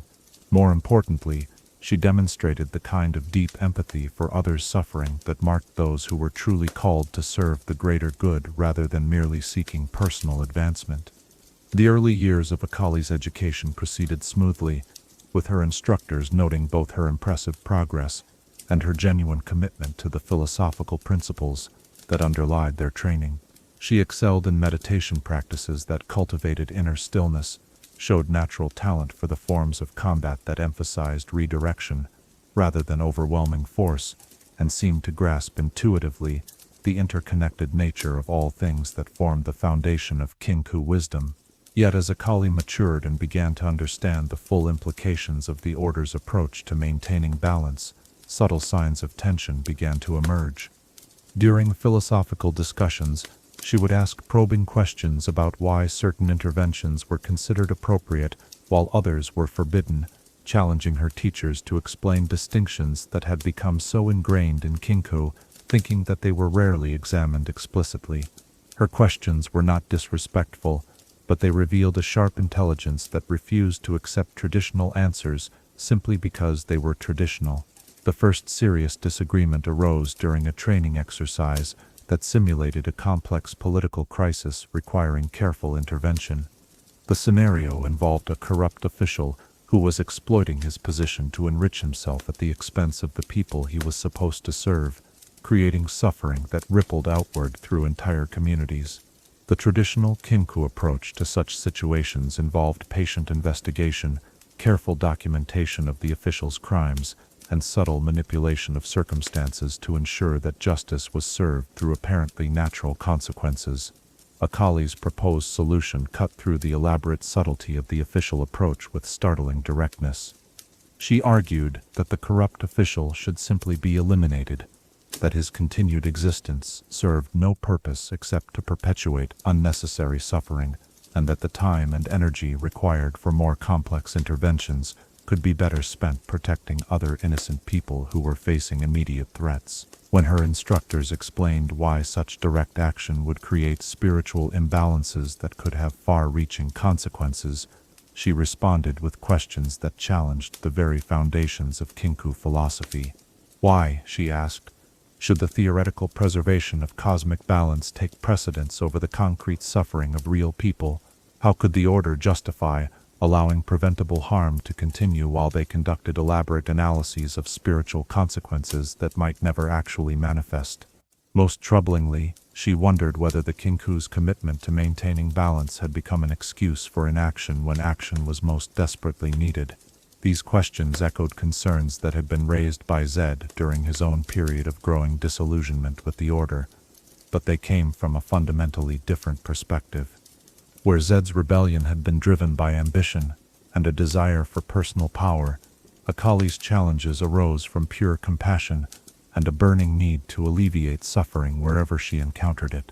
This distinction made her criticisms particularly difficult for Shen to address, as he could not dismiss them as mere selfishness or corruption. The philosophical debates that ensued between Akali and her teachers revealed the depth of her commitment to protecting innocent people, but they also demonstrated how difficult it could be to communicate the subtle wisdom that governed Kinkou decision-making to someone whose primary focus was on immediate, tangible results. The masters tried to help her understand that their methods, while slower and less dramatic than direct action, were ultimately more effective at creating lasting positive change. They spoke of the web of relationships that connected all aspects of society, and how violent solutions to local problems could trigger cascading effects that might destabilize entire regions. Yet Akali found these explanations increasingly unsatisfying as she encountered more examples of suffering that the Order's methods seemed powerless to address quickly enough to make a meaningful difference. She began to spend time outside the monastery, moving through communities where she could witness firsthand the effects of the various crises that the Kinkou monitored from their mountain sanctuary. These experiences only reinforced her conviction that abstract philosophical concerns were less important than concrete actions that could save lives and prevent unnecessary pain. The breaking point came during a situation that tested both Akali's convictions and Shen's ability to maintain the Order's traditional approach in the face of mounting pressure for more decisive action. A group of bandits had begun systematically terrorizing a region that included several villages under nominal Kinkou protection, their attacks growing bolder and more brutal as they encountered no apparent resistance from the mysterious guardians who were supposed to keep such threats in check. The Order's investigation revealed that the bandit leader was actually a former military officer who had been dismissed from his position for corruption and brutality. His knowledge of tactical principles and his network of contacts among other discharged soldiers had allowed him to organize a particularly effective and dangerous criminal organization. The traditional Kinkou response involved a complex strategy that would gradually undermine the bandits' support network, create divisions within their ranks, and ultimately lead to their dissolution through apparently natural causes. Akali watched the careful implementation of this strategy with growing frustration as reports continued to arrive of new attacks, additional casualties, and spreading fear throughout the region. When she learned that the bandits had captured a group of children from one of the villages and were holding them as hostages to prevent any organized resistance, her patience finally reached its breaking point. She argued passionately for immediate action to rescue the children, regardless of the broader implications such intervention might have for the Order's larger strategy. Shen found himself in the impossible position of having to choose between his duty to maintain the cosmic balance that the Kinkou served and his natural human desire to prevent the suffering of innocent children. His expanded awareness allowed him to perceive the spiritual consequences that would flow from any decision he made, including the dark possibilities that might unfold if Akali's proposed rescue mission disrupted the delicate work that the Order had been conducting in the region. Yet he could also sense the genuine anguish that drove her urgency, the pure compassion that made waiting even a few more days seem like an unbearable betrayal of everything they claimed to stand for. The compromise that Shen attempted to negotiate satisfied neither the demands of traditional Kinkou methodology nor Akali's need for immediate action. He proposed a modified approach that would accelerate certain aspects of the Order's strategy while maintaining enough subtlety to avoid the worst spiritual consequences of direct intervention. This middle path required careful coordination and precise timing, but it offered the possibility of resolving the crisis more quickly without completely abandoning the principles that had guided the Order for centuries. Akali's response to this compromise revealed how completely her thinking had diverged from traditional Kinkou philosophy. She saw the continued delay as evidence that Shen had become so attached to abstract principles that he could no longer respond appropriately to human suffering. In her view, the situation was simple. Innocent children were in immediate danger, and every moment spent in planning and preparation increased the risk that they would be harmed or killed. No amount of concern about spiritual balance could justify such a calculated acceptance of preventable tragedy. The confrontation that followed echoed the earlier crisis that had led to Zed's expulsion, but it carried emotional weight that was entirely different in character. Where Zed's departure had felt key, the loss of a brother who had been consumed by forces beyond his control, Akali's rebellion represented a different kind of heartbreak. The recognition that someone whose motives were purely good might still choose a path that led away from everything the Order represented. Akali's decision to act independently, without waiting for the Order's authorization or assistance, marked the beginning of her transformation from Kinkou student to rogue assassin. Her rescue of the captured children was executed with flawless technique and achieved exactly the results she had intended. but it also created the very disruptions in the spiritual environment that Shen had warned against. The bandits' organization, rather than dissolving gradually through internal pressures, was shattered so violently that its surviving members scattered throughout the region, carrying their skills and their grievances to new locations, where they would eventually form the nucleus of other criminal enterprises. The success of Akali's mission in immediate, practical terms made it even more difficult for Shen to explain why her methods were ultimately counterproductive. The rescued children were safe, their families were reunited, and the particular threat that had motivated her action was eliminated completely. Yet in the spirit realm, Shen could observe the cascading effects of her intervention spreading outward like ripples from a stone thrown into still water, creating instabilities that would require years of careful work to fully resolve. The formal hearing that followed Akali's unauthorized action reflected the same patient, compassionate approach that had characterized the Order's response to Zed's earlier rebellion.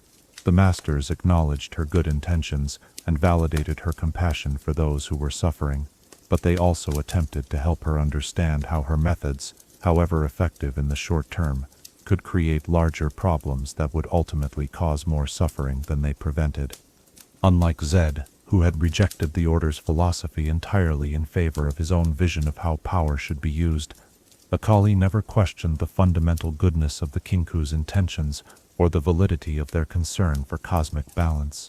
Her disagreement was more subtle, and therefore more painful. She simply believed that their methods were inadequate to address the scale and urgency of the problems facing modern Ionia. In her view, the world had changed in ways that made traditional approaches too slow and indirect to be effective.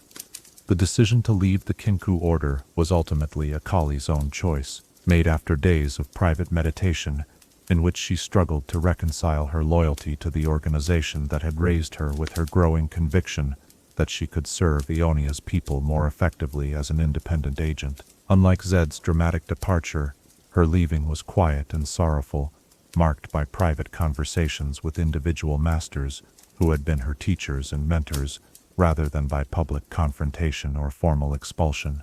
Shen's farewell to Akali took place in the same temple grove where he had said goodbye to Zed, but the atmosphere was entirely different.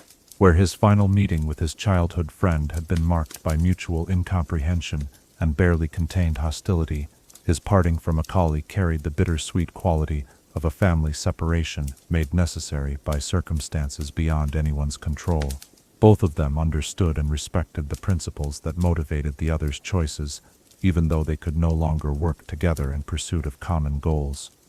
The establishment of Akali's independent practice as the rogue assassin created a new form of challenge for the Kinkou Order, different from the direct opposition they faced from Zed's Order of Shadow. Where Zed's methods were fundamentally antithetical to Kinkou philosophy, Akali's approach represented a kind of distorted reflection of their own values, the same commitment to protecting innocent people, but pursued through means that sacrificed long-term stability for immediate effectiveness. The complex relationship that developed between Akali and the Kinkou Order following her departure defied simple categorization as either alliance or opposition. In some situations, her interventions complemented the Order's work, eliminating threats that their methods could not address quickly enough to prevent significant harm. In other cases, her actions created new problems that required additional Kinkou resources to resolve, disrupting carefully laid plans and forcing the Order to develop new strategies for maintaining regional stability. For Shen personally, Akali's departure represented a different kind of loss than he had experienced with Zed's transformation. While he grieved the corruption of his childhood friend and the necessity of opposing someone he had once loved, he could at least comfort himself with the knowledge that Zed had chosen a path that was clearly wrong, motivated by forces that were destructive in their very nature. Akali's choice was more ambiguous and therefore more troubling. She had chosen to pursue goals that were fundamentally good through methods that were merely imperfect. The broader implications of losing two such talented students within a relatively short period forced the Kinkou Order to engage in serious self-examination. While the Masters remained convinced that their fundamental philosophy was sound, They began to consider whether their methods of training and communication might need to evolve to address the changing needs of students who had grown up in a more complex and rapidly changing world than previous generations had known. Some adjustments were made to the curriculum, with greater emphasis placed on helping students understand the practical applications of Kinkou philosophy, rather than focusing primarily on its theoretical foundations. New meditation practices were developed to help students cultivate the patience and long-term thinking that the Order's approach required, while role-playing exercises were expanded to give them more experience with the kinds of ethical dilemmas they would face in the field. Yet these modifications could not address the fundamental tension that Akali's departure had revealed: the conflict between the Order's commitment to cosmic balance and the human desire to alleviate immediate suffering through direct action. This tension would continue to influence the Kinkou Order's development, creating ongoing challenges for Shen and his fellow masters as they sought to preserve ancient wisdom while remaining relevant to a world that seemed to demand increasingly rapid and decisive responses to emerging threats. As we reflect upon Akali's journey from devoted student to independent agent, we might find ourselves contemplating the complex relationship between idealism and pragmatism, between the desire to do good and the wisdom to do good effectively. How do we balance our natural impulse to help others immediately with the understanding that some problems require patience and subtlety to solve permanently? When does loyalty to principles become more important than loyalty to people? And when does compassion for immediate suffering outweigh concern for long-term consequences? In the gentle quiet that precedes sleep, perhaps we can appreciate both the purity of Akali's motivation and the difficulty of Shen's position, recognizing that sometimes the most painful choices are those where both alternatives represent genuine forms of love. Chapter 8. The Noxian Invasion Crisis. When the drums of war echo across sacred mountains and foreign boots march upon soil that has known only peace for generations, even the most contemplative souls must grapple with questions that have no easy answers. Tonight, as we explore one of the greatest challenges ever faced by the Kinkou Order, let us examine how Shen and his fellow guardians navigated the treacherous waters of the Noxian invasion, seeking to maintain cosmic balance while their homeland burned and their people cried out for protection that traditional methods seemed powerless to provide.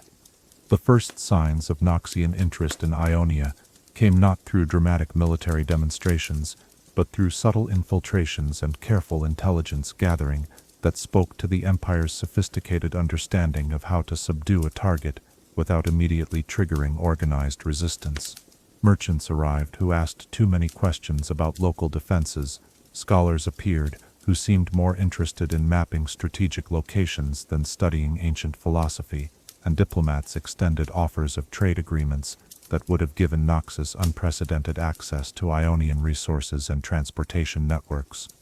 From the Kinkou monastery's elevated perspective, both literal and metaphorical, these early warning signs were clearly visible to those who knew how to interpret them. Shen's expanded awareness allowed him to perceive the spiritual disturbances that always accompanied large-scale deception and manipulation, while the Order's network of agents throughout Ionia provided detailed reports of unusual activities that might have seemed insignificant in isolation, but formed a troubling pattern when viewed collectively. The challenge facing the Kinkou Order was how to respond to this emerging threat in a manner consistent with their principles of maintaining balance and avoiding direct interference in political affairs. Their traditional approach to such situations involved subtle interventions designed to encourage local authorities to recognize and address problems through their own initiatives, preserving the appearance of natural consequences while actually providing carefully orchestrated guidance from behind the scenes. Yet the scale and sophistication of Noxian preparations exceeded anything that local Ionian leaders were equipped to handle. The Empire's military machine represented centuries of accumulated experience in conquest and subjugation, backed by resources that dwarfed anything available to the loosely confederated provinces that comprised Ionian civilization. Traditional diplomatic and defensive measures were clearly inadequate to address a threat of this magnitude, yet direct Kinkou intervention would violate fundamental principles that had guided the Order for countless generations. Shen found himself facing the same type of impossible choice that had driven both Zed and Akali away from the Order, though on a scale that made their individual crises seem almost trivial by comparison.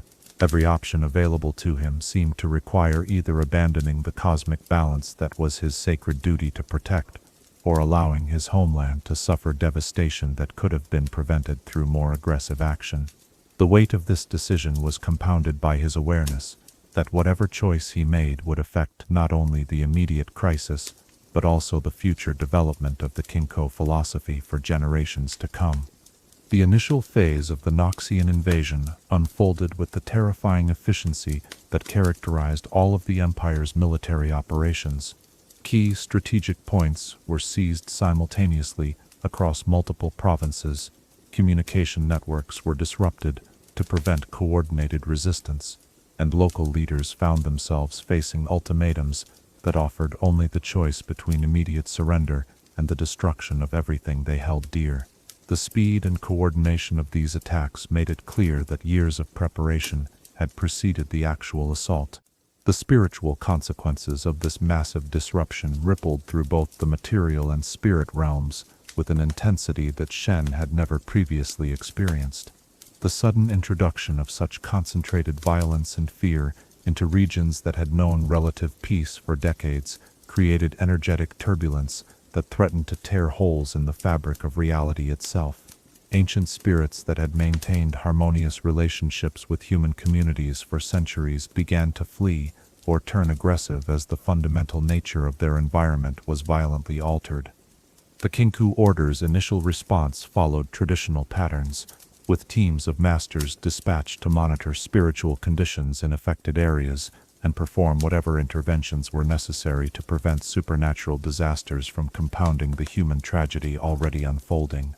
This work was essential to prevent the invasion from triggering catastrophes that could have rendered entire regions uninhabitable for generations, but it also meant that the Order's most capable members were occupied with crisis management rather than strategic planning for addressing the root cause of the disturbances. As reports continued to arrive of Noxian atrocities and the failure of conventional Ionian resistance efforts, pressure mounted on Shen to authorize more direct action. Some Kinkou masters argued that the invasion represented such a fundamental threat to the balance they were sworn to protect that extraordinary measures were not only justified but required. Others maintained that abandoning their principles in response to external pressure would destroy the very thing they sought to preserve, making their victory meaningless even if it succeeded in expelling the invaders. The philosophical debates that raged within the monastery during this period reflected deeper questions about the nature of the balance that the Kinkou served, and the circumstances under which active intervention in worldly affairs might be necessary. These discussions were complicated by the fact that traditional Kinkou methodology offered no clear precedent for dealing with threats of this magnitude and character. Previous crises had typically involved local imbalances that could be addressed through subtle adjustments, not systematic attempts to reshape entire civilizations according to foreign values. Shen's own meditation practices during this period took on an intensity and urgency that bordered on desperation as he sought guidance from the cosmic forces he served.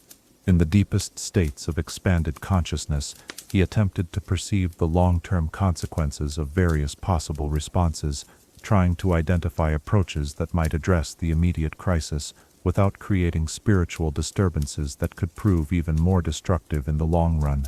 These sessions often left him physically and emotionally drained, the weight of seeking wisdom adequate to such momentous decisions pushing him to the very limits of human endurance.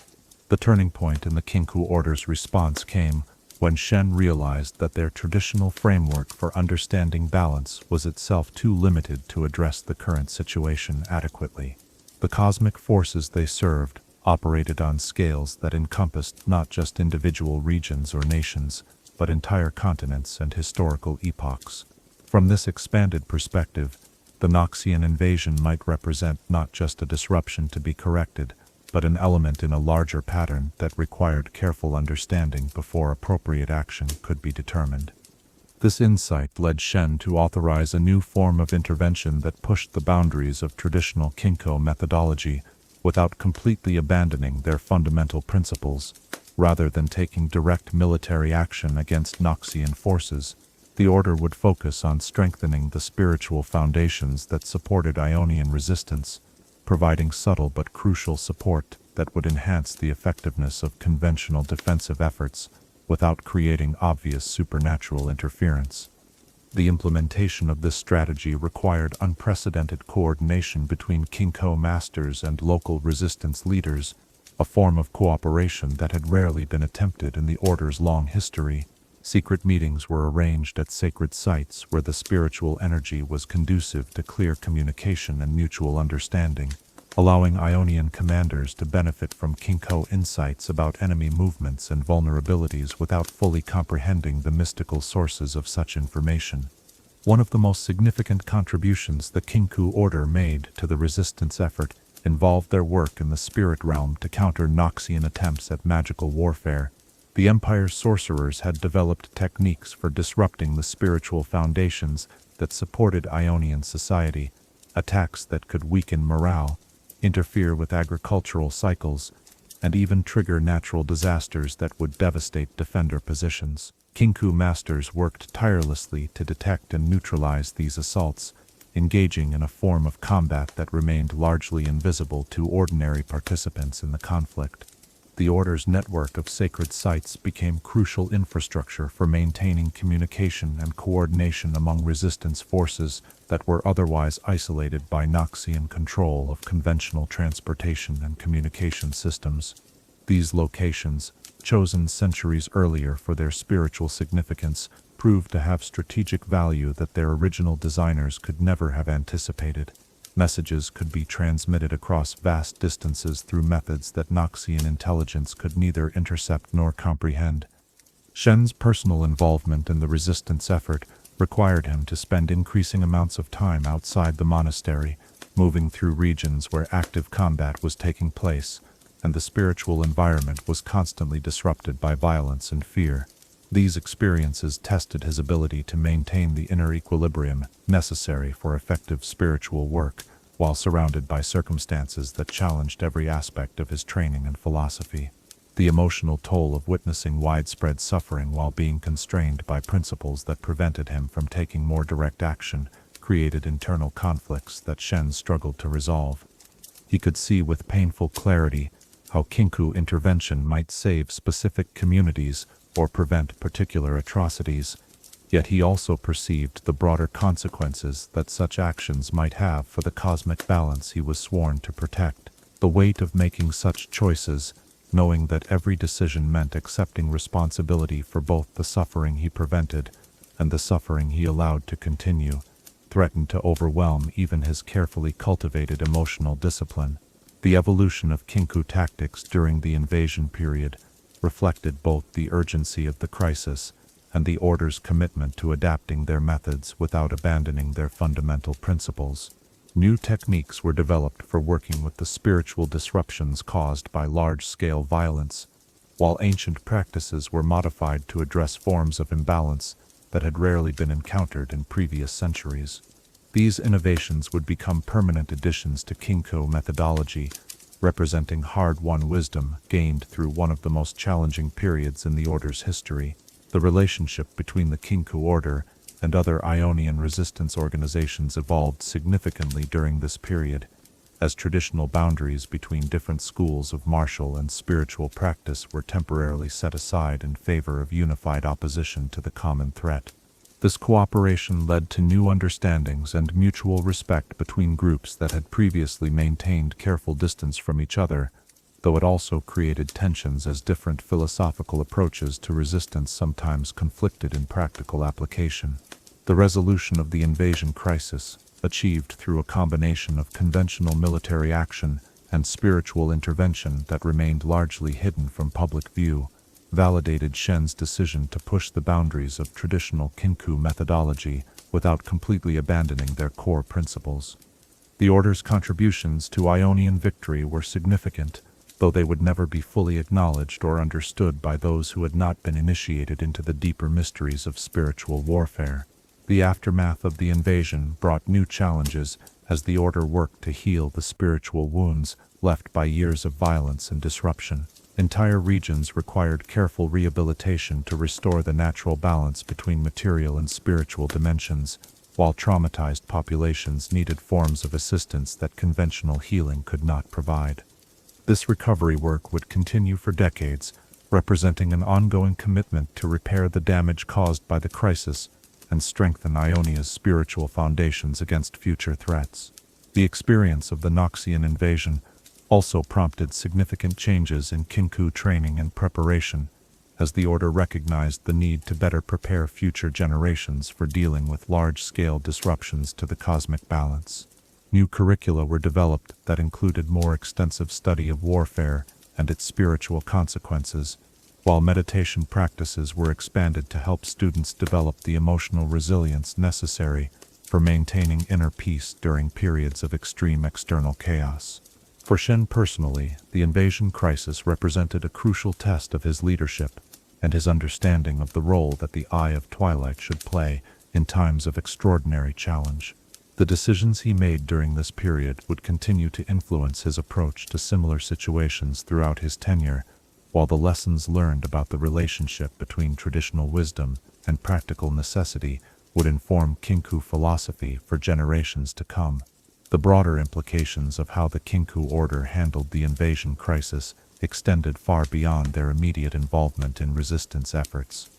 Their ability to maintain their essential principles while adapting their methods to address unprecedented challenges demonstrated the flexibility and resilience that had allowed their philosophy to survive and flourish across centuries of changing circumstances.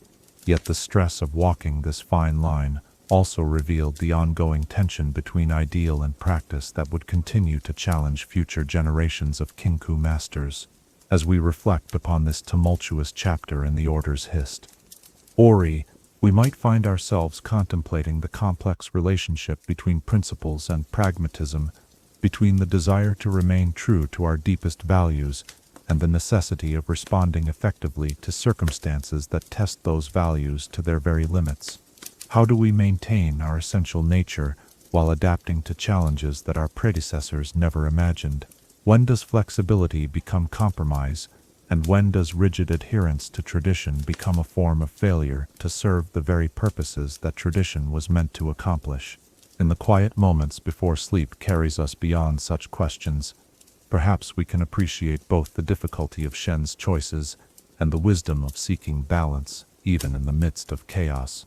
Recognizing that sometimes the greatest service we can provide is simply to remain steady when everything around us threatens to fall apart. Chapter 9.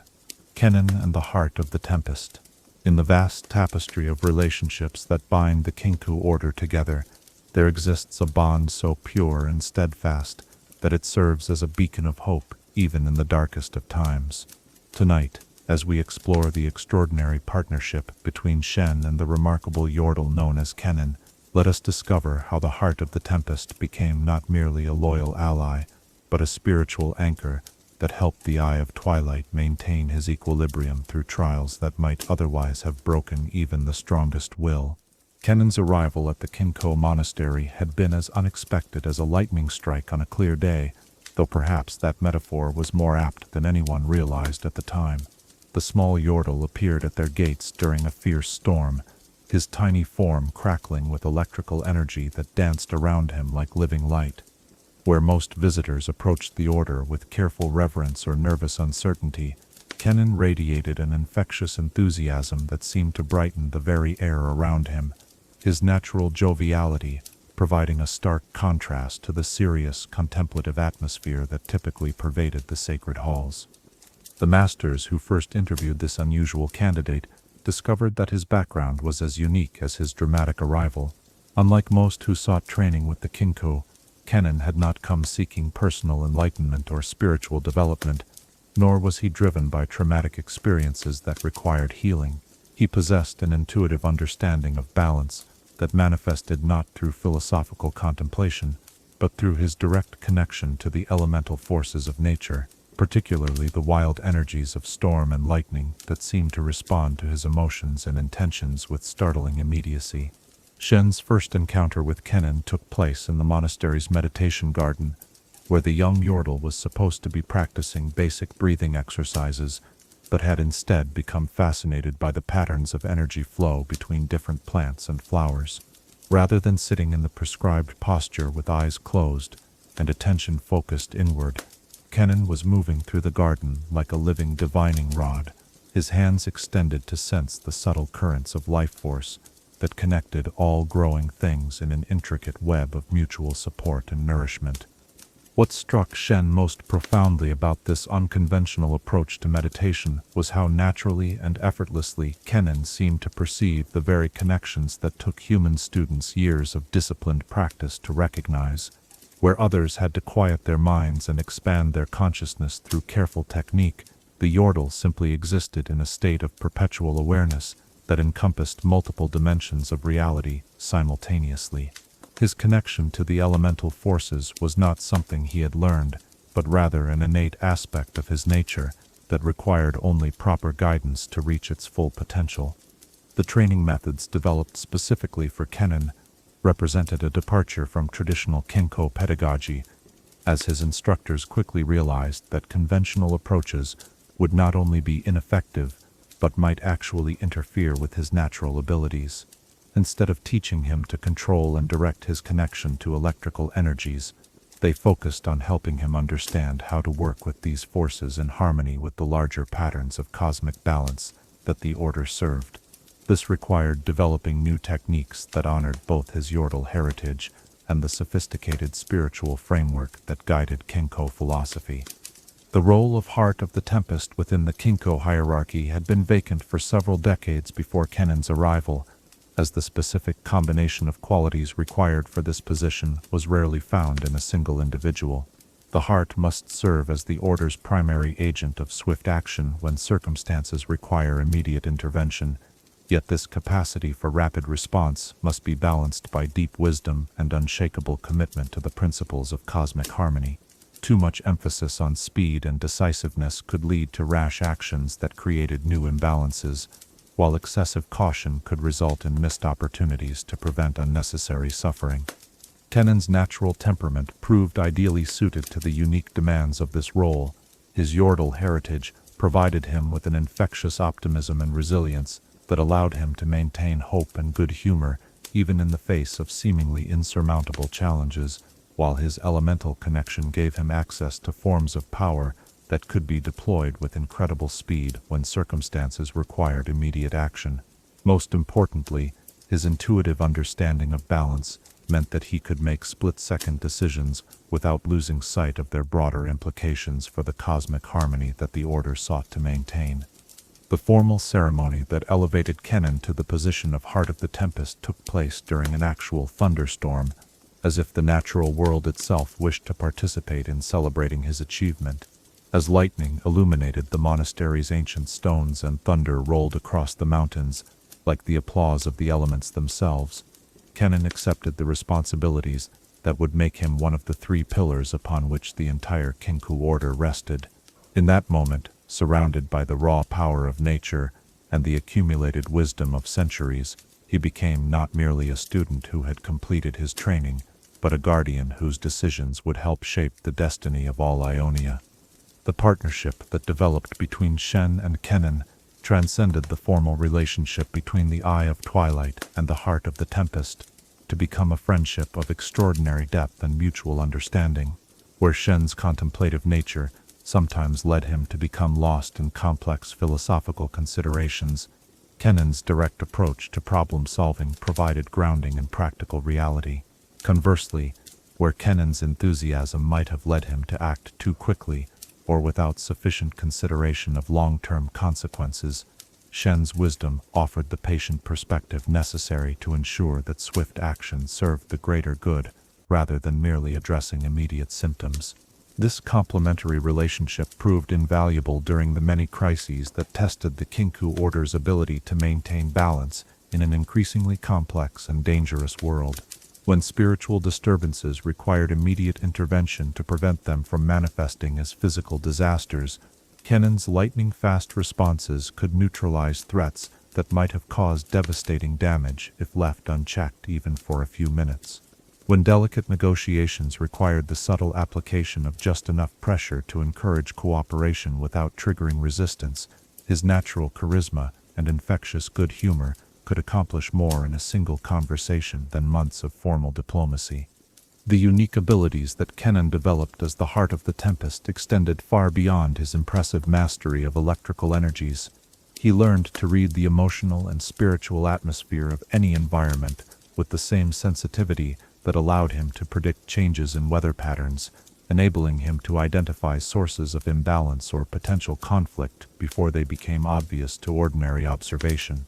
This skill proved particularly valuable during the Kinkou Order's work in communities where subtle tensions were building toward open violence, as early intervention could often redirect destructive energies into more constructive channels.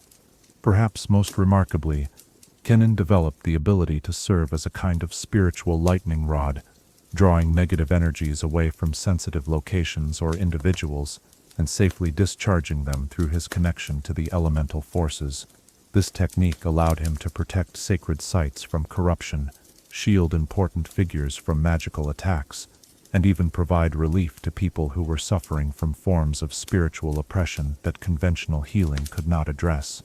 The physical demands of this work were considerable, requiring him to channel energies that would have been lethal to most beings, but his yordle constitution and elemental nature allowed him to process these forces safely.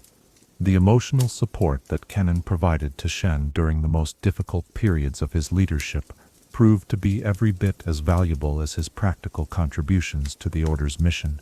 When the weight of maintaining cosmic balance seemed almost unbearable, when the loneliness of seeing too clearly and understanding too much threatened to overwhelm even Shen's carefully cultivated equanimity, Kennen's presence served as a reminder that joy and lightness could coexist with profound responsibility. The Yordle's ability to find humor and hope in even the darkest circumstances provided a form of healing that no amount of meditation or philosophical insight could replace. The adventures that Shen and Kennen shared during their travels throughout Ionia created a library of memories that would sustain their friendship through decades of service together. They walked through forests where ancient spirits danced between the trees, meditated beside mountain streams that sang with voices older than human civilization, and stood together on windswept peaks where the boundaries between earth and sky seemed to dissolve entirely. These experiences deepened their understanding, not only of the land they served, but also of each other, creating bonds that would prove unbreakable, even when tested by the most severe challenges. The development of coordinated techniques that combined Shen's mastery of twilight consciousness with Kennen's command over elemental forces produced some of the most sophisticated spiritual interventions in the Kinkou Order's history. These collaborative methods allowed them to address forms of imbalance that neither could have handled alone, working together with such seamless coordination that observers often found it difficult to determine where one master's contribution ended and the other's began. Their partnership became a living demonstration of the principle that true strength comes not from individual power, but from harmonious cooperation between complementary abilities. The teaching methods that Shen and Kennen developed for training new students reflected their understanding that different individuals required different approaches to reach their full potential, while maintaining the essential philosophical foundations that had guided the Order for centuries. They created more flexible curricula that could accommodate a wider range of learning styles and natural abilities. This innovation helped the Kinkou Order attract and successfully train students who might not have thrived under more traditional methods, enriching the organization with diverse perspectives and capabilities. The challenges that tested their partnership most severely came during periods when the demands of their respective roles seemed to pull them in different directions. As the Eye of Twilight, Shen sometimes needed to make decisions that required accepting short-term suffering for the sake of long-term balance, choices that conflicted with Kennen's natural impulse to alleviate pain and protect innocence whenever possible. These situations forced both masters to grow in their understanding of how personal relationships could be maintained, even when professional responsibilities created apparent conflicts. The resolution of these tensions required developing forms of communication that went beyond words to encompass the direct sharing of consciousness that their advanced training made possible. In deep meditative states, they could experience each other's perspectives with such clarity that philosophical disagreements dissolved into mutual understanding of the complex factors that influenced each decision. This level of intimacy allowed them to support each other even when they could not always agree, maintaining the emotional bonds that sustained their friendship while respecting the different demands of their individual roles. The legacy of their partnership extends far beyond their personal relationship to influence the entire structure and culture of the Kinkou order. Their demonstration that masters with very different temperaments and abilities could work together effectively while maintaining their individual integrity created new possibilities for how the organization might evolve to meet future challenges. The techniques they developed, the teaching methods they pioneered, and the example they set of loyal friendship overcoming apparent differences would continue to inspire and guide the order for generations to come. The spiritual significance of Kennen's role as the heart of the Tempest became fully apparent during the crisis periods when rapid response was essential to prevent catastrophic imbalances from spreading beyond containment. His ability to move with literally lightning speed allowed the Kinkou order to intervene in situations that would have been impossible to address using traditional methods, while his deep understanding of cosmic principles ensured that such interventions served the greater balance rather than merely addressing immediate symptoms. This combination of speed and wisdom proved invaluable during emergencies that tested the Order's capabilities to their limits. The evolution of Kennen's understanding during his years of service with the Order reflected the profound transformation that could occur when natural talent was combined with systematic training and dedicated practice. While he never lost the enthusiasm and joy that had characterized his early years, these qualities deepened and matured as he gained experience with the complex challenges that faced anyone committed to serving the cosmic balance. His growth demonstrated that spiritual development was not just about acquiring new abilities, but about learning to use existing gifts more wisely and effectively. The moments of pure joy that punctuated their serious work provided essential balance for both Shen and Kennen, reminding them that the cosmic harmony they served included not just profound philosophical principles, but also the simple pleasures that made life worth living. Whether sharing a meal prepared from ingredients gathered during their travels, watching sunrise from a mountain peak after a night of challenging spiritual work, or simply enjoying each other's company during quiet moments between crises, these experiences provided the emotional nourishment necessary to sustain their demanding service. As we reflect upon this extraordinary partnership between the contemplative Eye of Twilight and the energetic heart of the Tempest, we might find ourselves contemplating the beautiful ways that different natures can complement and support each other when united by shared purpose and mutual respect. How do we recognize and appreciate the unique gifts that others bring to our common endeavors? What can we learn about friendship from those who maintain deep bonds while pursuing demanding responsibilities that sometimes seem to pull them in different directions? In the gentle quiet that invites sleep, perhaps we can sense something of the joy and lightness that Kennen brought to even the most serious situations, that spark of elemental enthusiasm that reminds us that serving others can be not just a duty, but a source of profound happiness and fulfillment. Chapter 11. Modern Challenges.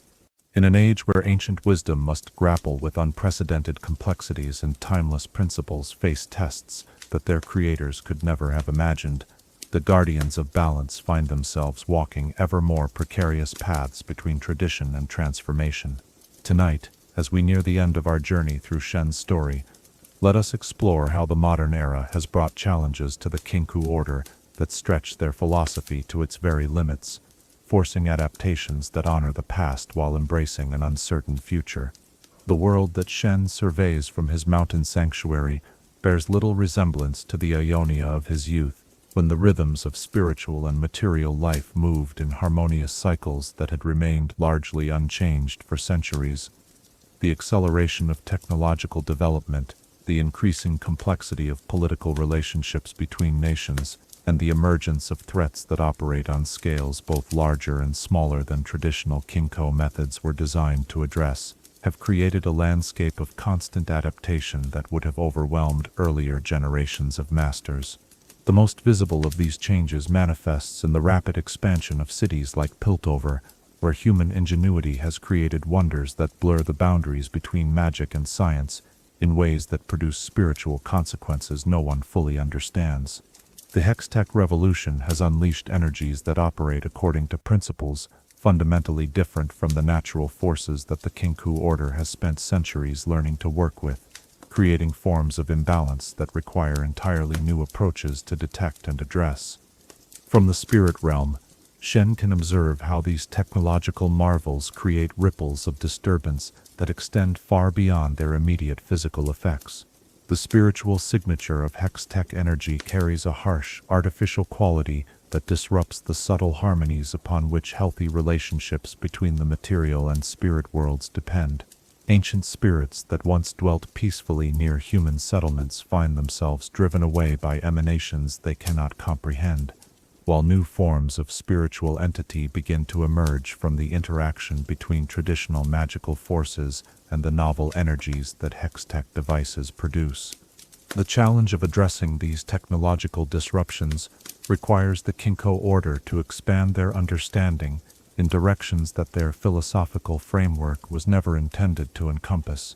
Traditional meditation practices must be modified to allow perception of artificial energy patterns, while intervention techniques developed for working with natural forces prove inadequate when applied to systems that operate according to deliberately engineered principles rather than organic development. Perhaps even more challenging than the technological changes are the social and political transformations that have altered the fundamental nature of how communities organize themselves and relate to larger governing structures. The rise of Noxus as a military power that actively seeks to reshape entire civilizations according to its own vision represents a threat that operates on scales that dwarf anything the Kinkou order faced in previous centuries, while the emergence of Demacia as a rigidly organized state that views magic itself as inherently dangerous creates new forms of imbalance through the systematic suppression of natural spiritual forces. These developments force Shen to grapple with questions that have no precedent in Kinkou tradition. How does one maintain cosmic balance when entire nations are pursuing policies that fundamentally disrupt the spiritual foundations upon which healthy societies depend? What intervention is appropriate when the source of imbalance lies not in local disturbances that can be addressed through subtle adjustments, but in systematic ideologies that shape the behavior of millions of people across vast territories? The emergence of champions, individuals whose exceptional abilities allow them to influence events on regional or even continental scales, represents another category of challenge that requires new forms of response.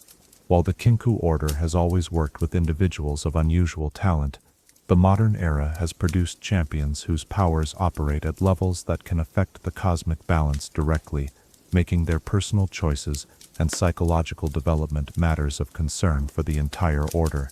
Shen's relationships with these champions must be carefully calibrated to provide guidance without interference, to offer support without creating dependencies that might compromise their independence, and to monitor their development without violating the privacy and autonomy that are essential to healthy spiritual growth. Each champion represents a unique combination of gifts and vulnerabilities that require individualized approaches, while their interconnected relationships create webs of influence that must be understood and taken into account when planning any intervention. The multiplication of magical disciplines and the increasing availability of knowledge that was once carefully guarded by small groups of initiates has created both opportunities and dangers that challenge traditional approaches to maintaining spiritual security. Young practitioners now have access to techniques and information that previous generations would have spent decades earning the right to study, yet this accessibility often comes without the wisdom and ethical training necessary to use such knowledge responsibly. The proliferation of amateur magical practice throughout Ionia has resulted in an explosion of small-scale spiritual disturbances that require constant monitoring and occasional intervention to prevent them from accumulating into larger problems. Shen finds himself deploying Kinkou resources to address issues that would once have been prevented by the natural barriers that limited access to advanced magical knowledge, while simultaneously working to develop new educational approaches that might help practitioners develop the wisdom necessary to use their abilities safely. The environmental challenges facing modern Ionia reflect the cumulative effects of centuries of human activity, but they have been accelerated and intensified by recent developments in ways that threaten the fundamental relationships between human civilization and the natural world. Pollution from industrial activities creates forms of spiritual contamination that poison the connections between material and spirit realms, while the exploitation of natural resources for technological development disrupts ecological relationships that took millennia to evolve. From his expanded perspective, Shen can perceive how these environmental degradations affect not only the physical health of regions, but also their capacity to support the spiritual practices and connections that allow communities to maintain their cultural integrity and wisdom traditions. The healing of damaged landscapes requires techniques that address both material contamination and spiritual corruption, work that often takes decades to complete and requires careful coordination between Kinkou masters and local practitioners who understand the specific characteristics of their home territories. The increasing interconnectedness of different regions through trade, communication, and political relationships means that local imbalances can now spread across vast distances with unprecedented speed, creating crises that require rapid response capabilities that the Kinkou order has never needed to develop. A magical disaster in one province can now trigger cascading effects that influence conditions in distant areas within days or weeks, while political upheavals can destabilize spiritual relationships across entire continents. This interconnectedness also means that the Kinkou order must consider the global implications of their interventions in ways that add layers of complexity to every decision. Actions that might effectively address local problems could now have consequences that extend far beyond their immediate effects, requiring forms of analysis and planning that stretch the capabilities of even the most experienced masters. The emergence of new forms of spiritual entity that arise from the unique conditions of the modern era presents challenges that have no parallel in traditional Kinkou experience. These beings, born from the intersection of ancient magical forces with contemporary technological and social developments, often possess capabilities and motivations that do not fit into established categories, making it difficult to determine appropriate responses to their activities. Some of these entities appear to be beneficial, serving functions that help maintain balance in environments that have been dramatically altered by human activity. Others represent new forms of threat that require innovative approaches to contain or redirect. Most challenging of all are those whose nature is fundamentally ambiguous, offering both benefits and dangers that must be carefully evaluated on an ongoing basis as their true characteristics become apparent through observation over time. The psychological challenges facing individuals in the modern era have also evolved in ways that require new forms of intervention and support.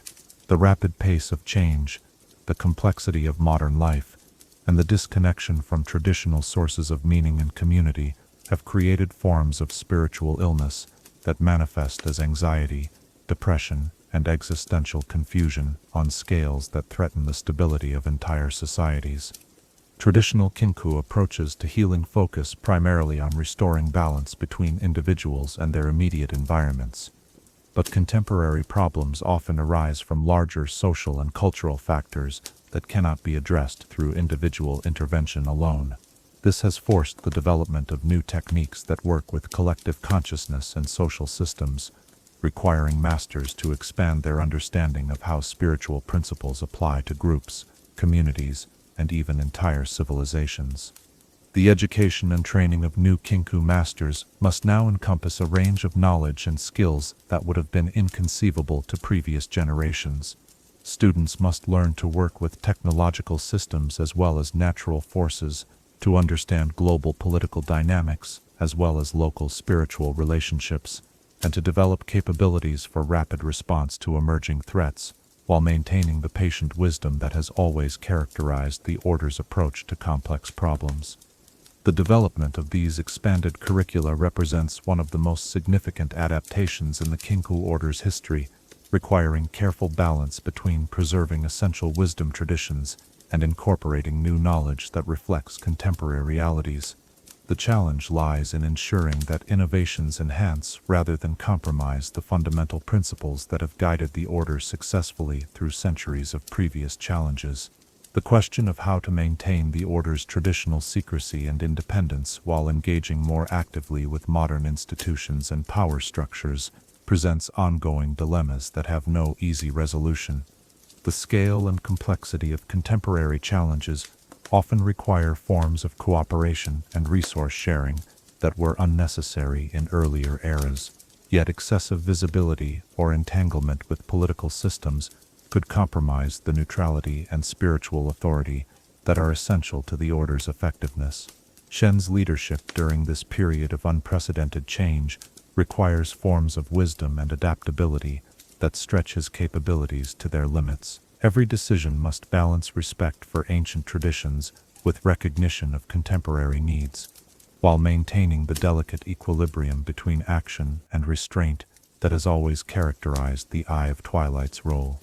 The weight of responsibility for guiding the Order through such fundamental transformations adds new dimensions to burdens that were already almost beyond human capacity to bear. The development of new partnerships and alliances with other organizations that share similar goals has become essential for addressing challenges that exceed any single group's capabilities, yet these relationships must be carefully managed to preserve the Kinkou Order's independence and integrity. The art of cooperative design without compromise requires diplomatic skills that complement traditional spiritual training, while the evaluation of potential allies demands forms of insight that can perceive long-term compatibility beneath surface appearances of shared purpose. The acceleration of global communication has created both opportunities and vulnerabilities for an organization that has traditionally operated through careful secrecy and selective revelation of information. The ability to coordinate responses across vast distances in real time offers unprecedented capabilities for addressing widespread crises, yet the same technologies that enable such coordination also create new possibilities for surveillance and interference by those who might wish to compromise or control the Order's activities. As we contemplate these modern challenges that test the Kinkou Order's wisdom and adaptability, we might find ourselves reflecting on how all institutions must evolve to remain relevant while preserving their essential character and purpose. How do we honor traditions that have proven their worth across centuries, while embracing innovations that address contemporary needs? What does it mean to maintain spiritual principles in a world that seems increasingly disconnected from such concerns? In the quiet moments before sleep claims our contemplation, perhaps we can appreciate both the complexity of the challenges facing modern guardians of balance and the remarkable resilience of wisdom traditions that continue to offer guidance even in circumstances their creators could never have imagined, recognizing that the greatest test of any philosophy lies not in its ability to provide answers to familiar questions, but in its capacity to illuminate new paths through unprecedented difficulties.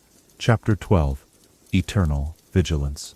In the eternal dance between order and chaos, light and shadow, creation and dissolution, there stands a guardian whose vigil knows no end, and whose dedication transcends the boundaries of mortal understanding.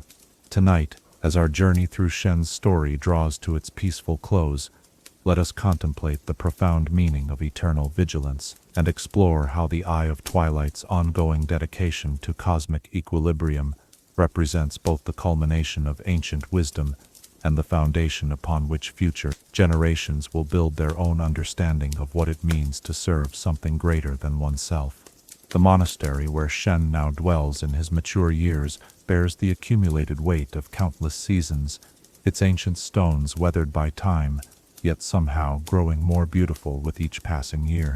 The same corridors that once echoed with the footsteps of his father and the laughter of his childhood friendship with Zed now witness his own measured pace as he moves through daily routines that have become as natural as breathing, each action performed with the mindful precision that comes from decades of practice in the art of conscious living.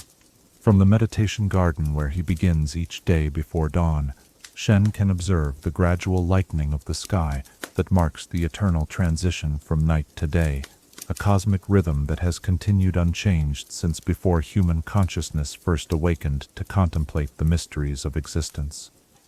Yet within this apparent constancy, his expanded awareness perceives the subtle variations that make each sunrise unique, the particular quality of light filtered through seasonal atmospheric conditions, the specific configuration of clouds that will influence weather patterns throughout the region, the countless small adjustments in natural cycles that reflect the underlying dynamism of a universe in constant but orderly motion. This daily communion with the rhythms of cosmic change provides the foundation for everything else that Shen accomplishes throughout his waking hours. In those quiet moments of dawn meditation, he attunes himself to the vast web of relationships that connects all phenomena, sensing the current state of balance or imbalance in different regions, and preparing his consciousness for whatever interventions the day might require. This practice, refined through decades of repetition, has become so natural that the boundary between his individual awareness and the cosmic consciousness he serves has largely dissolved. The reports that arrive throughout each day from Kinkou agents stationed across Ionia and beyond paint a picture of a world in constant flux, where the challenges he has spent his lifetime learning to address continue to evolve in complexity and scope. Yet Shen receives this information not with anxiety or frustration, but with the patient acceptance that comes from understanding that change itself is the only true constant, and that his role is not to prevent all disturbance, but to ensure that the inevitable fluctuations of existence remain within boundaries that support, rather than threaten, the fundamental patterns that sustain life. The decisions he makes in response to these reports reflect the accumulated wisdom of his entire journey from eager student to mature master, each choice informed by decades of experience with the subtle consequences that flow from different forms of intervention. Where once he might have deliberated extensively about the proper course of action, now his responses arise spontaneously from a deep intuitive understanding that operates beyond the level of conscious analysis. Though when complex situations require detailed planning, he can still access the analytical capabilities that his training has refined to extraordinary levels of sophistication. The new generation of students who now populate the monastery's halls reminds Shen daily of his own youth, their earnest questions and occasional misconceptions providing gentle entertainment as well as opportunities for teaching. Yet he is continually amazed by the insights that emerge from fresh perspectives applied to ancient problems, recognizing that wisdom flows not only from old to young, but also in the opposite direction when experienced minds remain open to novel ways of understanding familiar challenges. The teaching methods that Shen employs with these students reflect lessons learned from his own experience as both pupil and master, incorporating approaches that might have prevented some of the painful departures that marked his earlier years as the Eye of Twilight. He works to help each student understand not only the techniques and philosophies of the Kinkou way, but also the psychological and emotional foundations that must be cultivated to support long-term dedication to such demanding service. Perhaps most importantly, he strives to communicate the profound satisfaction that can be found in serving something larger than personal ambition, helping students discover for themselves the deep peace that comes from aligning individual will with cosmic purpose. This satisfaction is not the temporary pleasure that comes from achieving specific goals, but rather the enduring contentment that arises from living in harmony with the fundamental principles that govern existence itself. The relationship between Shen and Kennen has deepened over the years into a form of companionship that transcends ordinary friendship to become something approaching spiritual communion. Their long partnership has created such seamless coordination between their respective abilities and perspectives that they often seem to operate as complementary aspects of a single consciousness, each anticipating the other's needs and responses with uncanny accuracy.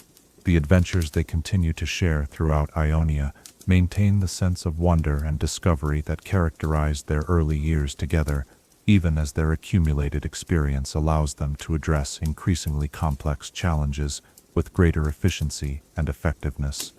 Their travels take them to remote regions where ancient mysteries still await investigation, to communities struggling with problems that require the unique combination of practical intervention and spiritual insight that their partnership provides, and to sacred sites, where the ongoing work of maintaining cosmic balance requires the attention of masters who understand both its theoretical foundations and its practical applications. The evolution of the Kinkou order under Shen's leadership reflects his understanding that institutions, like individuals, must grow and adapt to remain vital and relevant while preserving their essential character and purpose.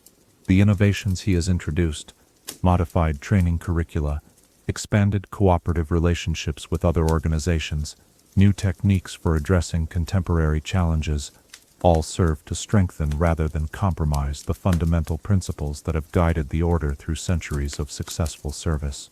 The succession planning that occupies increasing amounts of Shen's attention as he enters the later phases of his tenure requires careful consideration of how to identify and prepare the individual who will eventually inherit the responsibilities of the Eye of Twilight.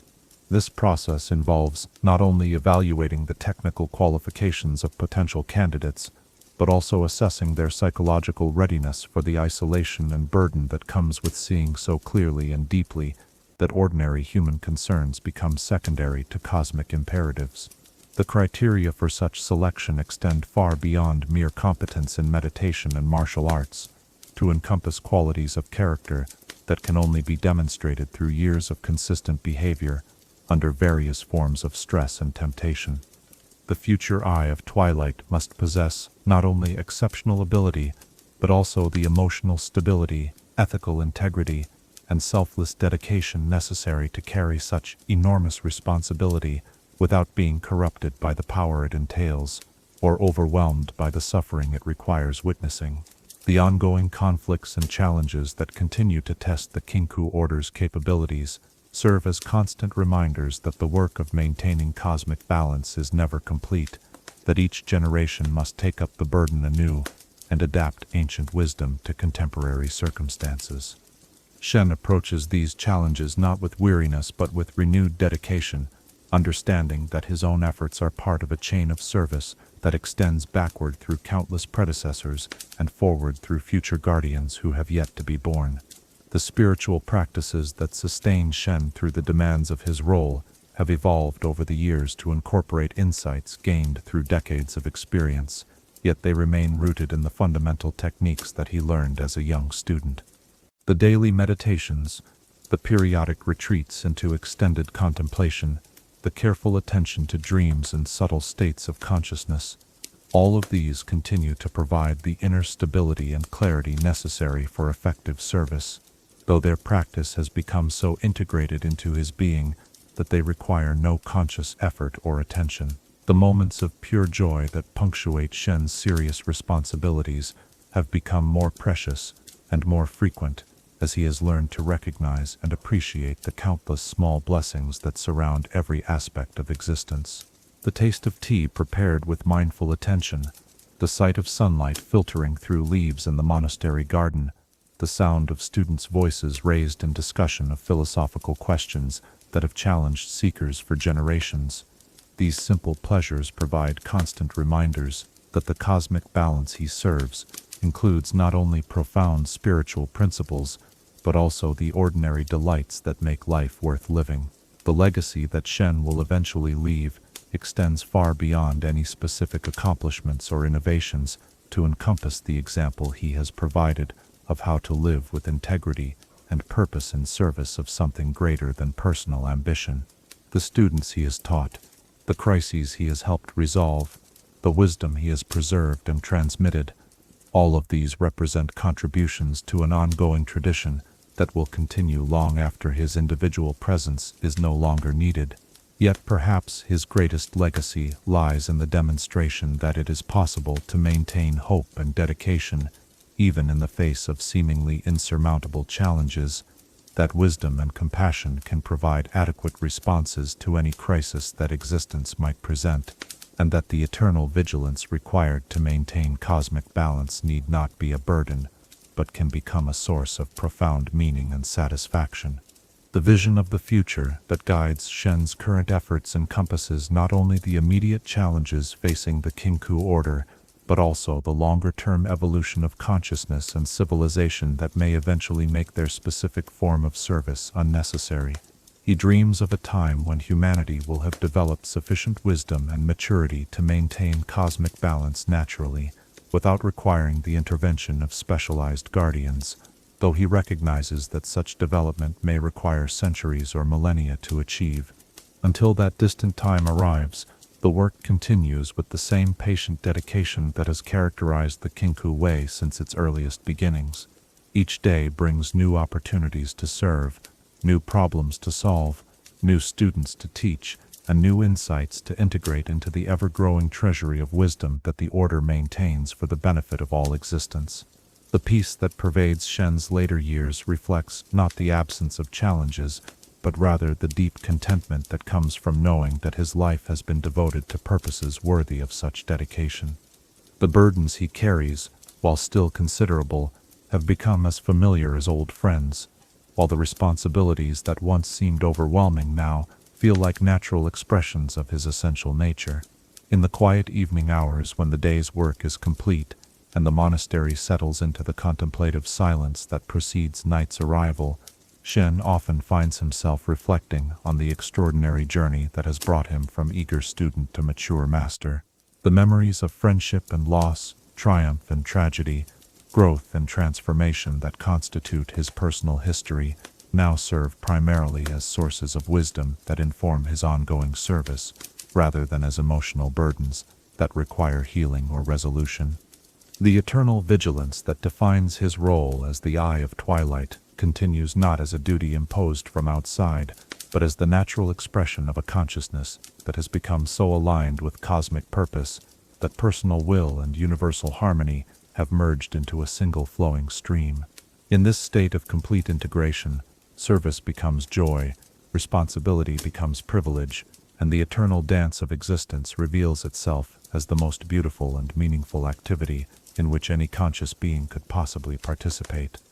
As our exploration of Shen's story reaches its natural conclusion, we might find ourselves contemplating what it means to dedicate one's entire existence to serving something larger than personal ambition or desire. How do we discover our own unique ways of contributing to the greater good? What would our lives look like if we approached each day with the same mindful attention that Shen brings to his cosmic responsibilities? In the gentle silence that invites peaceful sleep, perhaps we can says something of the profound satisfaction that comes from aligning our individual will with the deeper purposes that give meaning to existence itself, recognizing that true fulfillment lies not in getting what we want, but in becoming what the universe needs us to be, guardians of whatever balance we are called to maintain, in our own small corner of the vast and wondrous cosmos. Chapter 10. The Weight of Duty. In the deepest chambers of the soul, where personal desire meets cosmic responsibility and individual will encounters universal necessity, there exists a burden so profound that it transforms the very essence of those who choose to bear it. Tonight, as we explore the most intimate aspects of Shen's journey as the Eye of Twilight, let us examine how the weight of absolute duty shapes a human heart, and how one learns to carry responsibilities that extend far beyond the boundaries of ordinary mortal understanding. The loneliness that accompanies perfect clarity is perhaps the most unexpected aspect of Shen's role, all isolation that grows not from physical separation, but from the gradual realization that his expanded awareness places him in a realm of perception where few others can follow. When he looks upon a bustling village marketplace, he sees not only the immediate activity of commerce and social interaction, but also the intricate web of spiritual energies that connect each individual to larger patterns of cause and effect that stretch across decades and generations. This enhanced perception, while invaluable for his work as a guardian of cosmic balance, creates a form of exile from the simple pleasures and concerns that occupy most human consciousness. A conversation about local politics becomes an exercise in seeing how personal ambitions and petty grievances contribute to spiritual imbalances that could eventually manifest as regional conflicts, while a discussion of romantic relationships reveals patterns of attachment and desire that influence the flow of magical energies throughout entire communities. The emotional discipline required to function effectively with such awareness demands a form of detachment that can be easily misunderstood by those who have not undertaken similar training.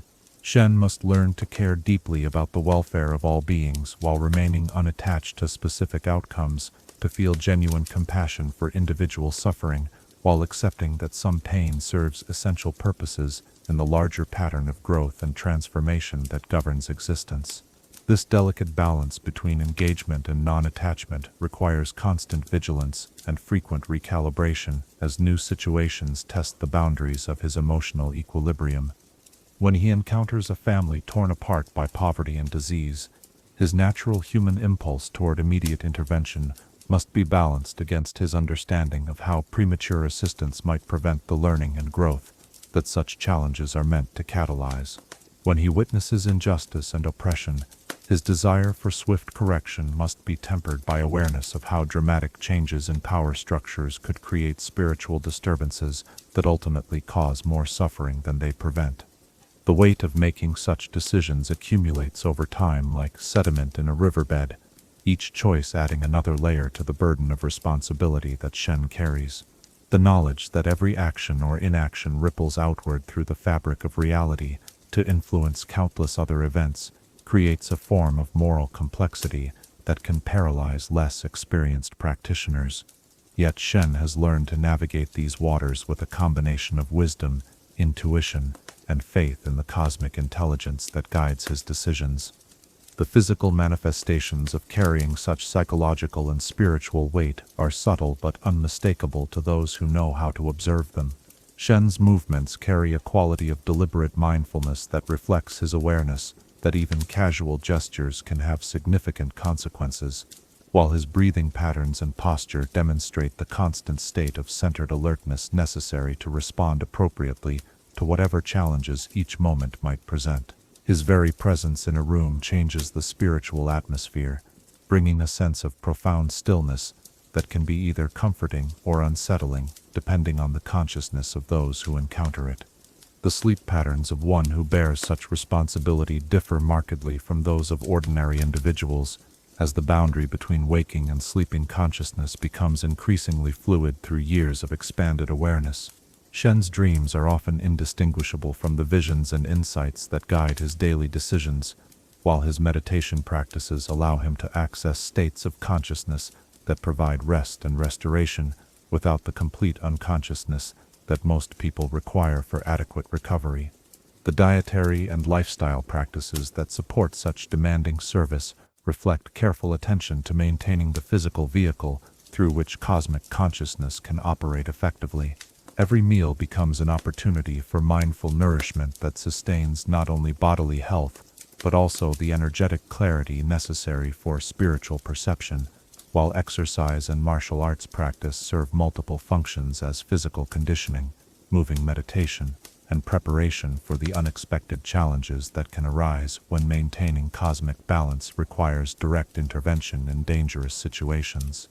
The relationships that Shen maintains with other members of the Kinkou order require careful navigation between his role as their spiritual leader and his need for human connection and emotional support. His fellow masters understand the unique burdens of his position, yet even they cannot fully comprehend the scope of awareness and responsibility that comes with being the Eye of Twilight. This creates a form of gentle isolation even within the community that knows him best, as certain aspects of his experience must remain private simply because sharing them would place unfair burdens on those who are not equipped to process such information.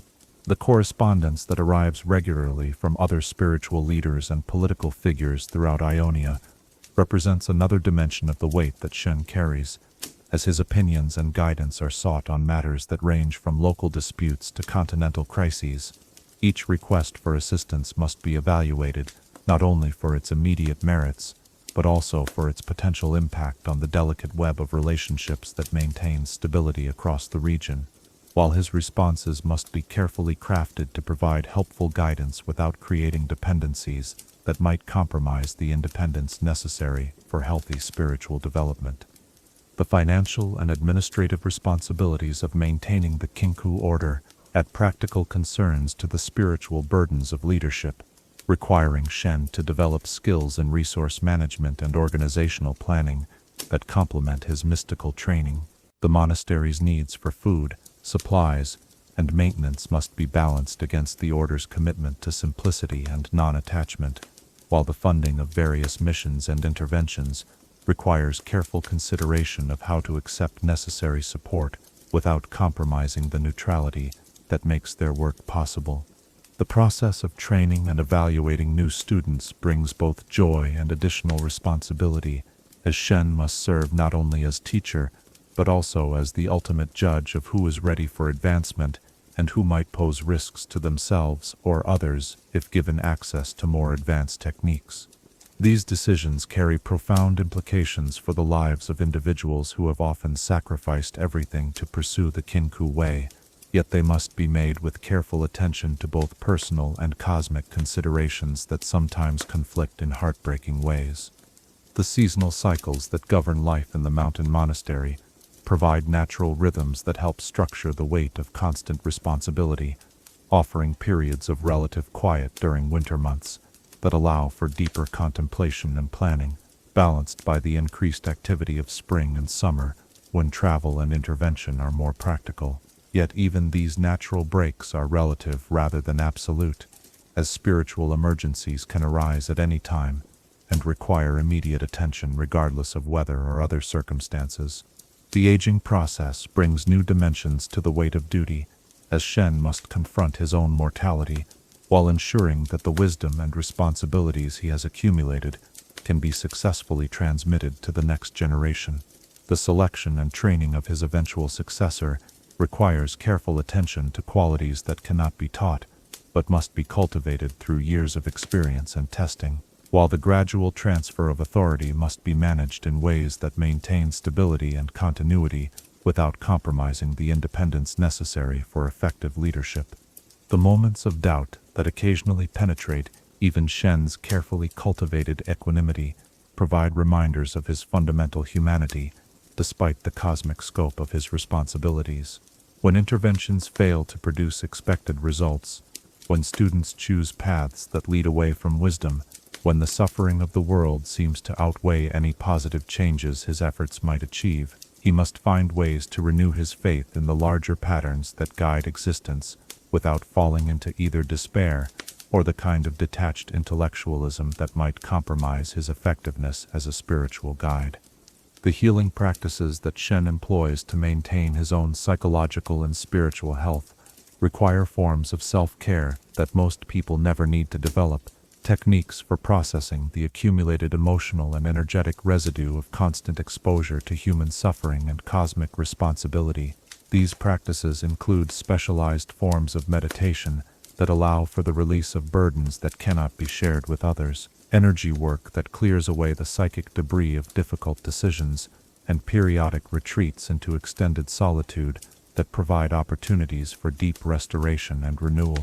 The legacy considerations that occupy increasing amounts of Shen's attention as he matures in his role extend far beyond personal concerns to encompass the long-term development of the Kinkou order and its ability to continue serving cosmic balance through whatever challenges future generations might face. The innovations he introduces, the traditions he preserves, the relationships he cultivates, and the wisdom he documents all contribute to foundations that must remain stable enough to support the Order's mission while remaining flexible enough to adapt to changing circumstances.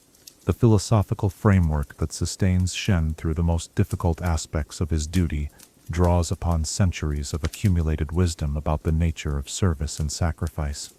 Yet it must be constantly renewed and refined through his own experience and insight. The understanding that individual suffering serves larger purposes, that apparent failures often contain seeds of future success, and that the cosmic intelligence he serves operates through timescales and perspectives that transcend human comprehension. These insights provide comfort and guidance, yet they must be lived rather than merely believed to maintain their transformative power. The gratitude that permeates Shen's relationship to his role, despite its enormous demands and inevitable loneliness, reflects a profound appreciation for the privilege of participating consciously in the cosmic dance of existence. The opportunity to serve something infinitely larger than personal ambition, to contribute to the welfare of countless beings who will never know of his efforts, and to help maintain the delicate conditions that allow life and consciousness to flourish. These gifts outweigh any burden that duty might impose, transforming obligation into joyful service and responsibility into privilege. The integration of duty and identity that characterizes Shen's mature years represents the culmination of a lifelong process of spiritual development that began with his earliest training and continues to deepen with each passing season. The weight of responsibility has not been eliminated, but rather transformed into a natural expression of his essential nature, as natural and effortless as breathing, as inevitable and welcome as the rising of each new dawn.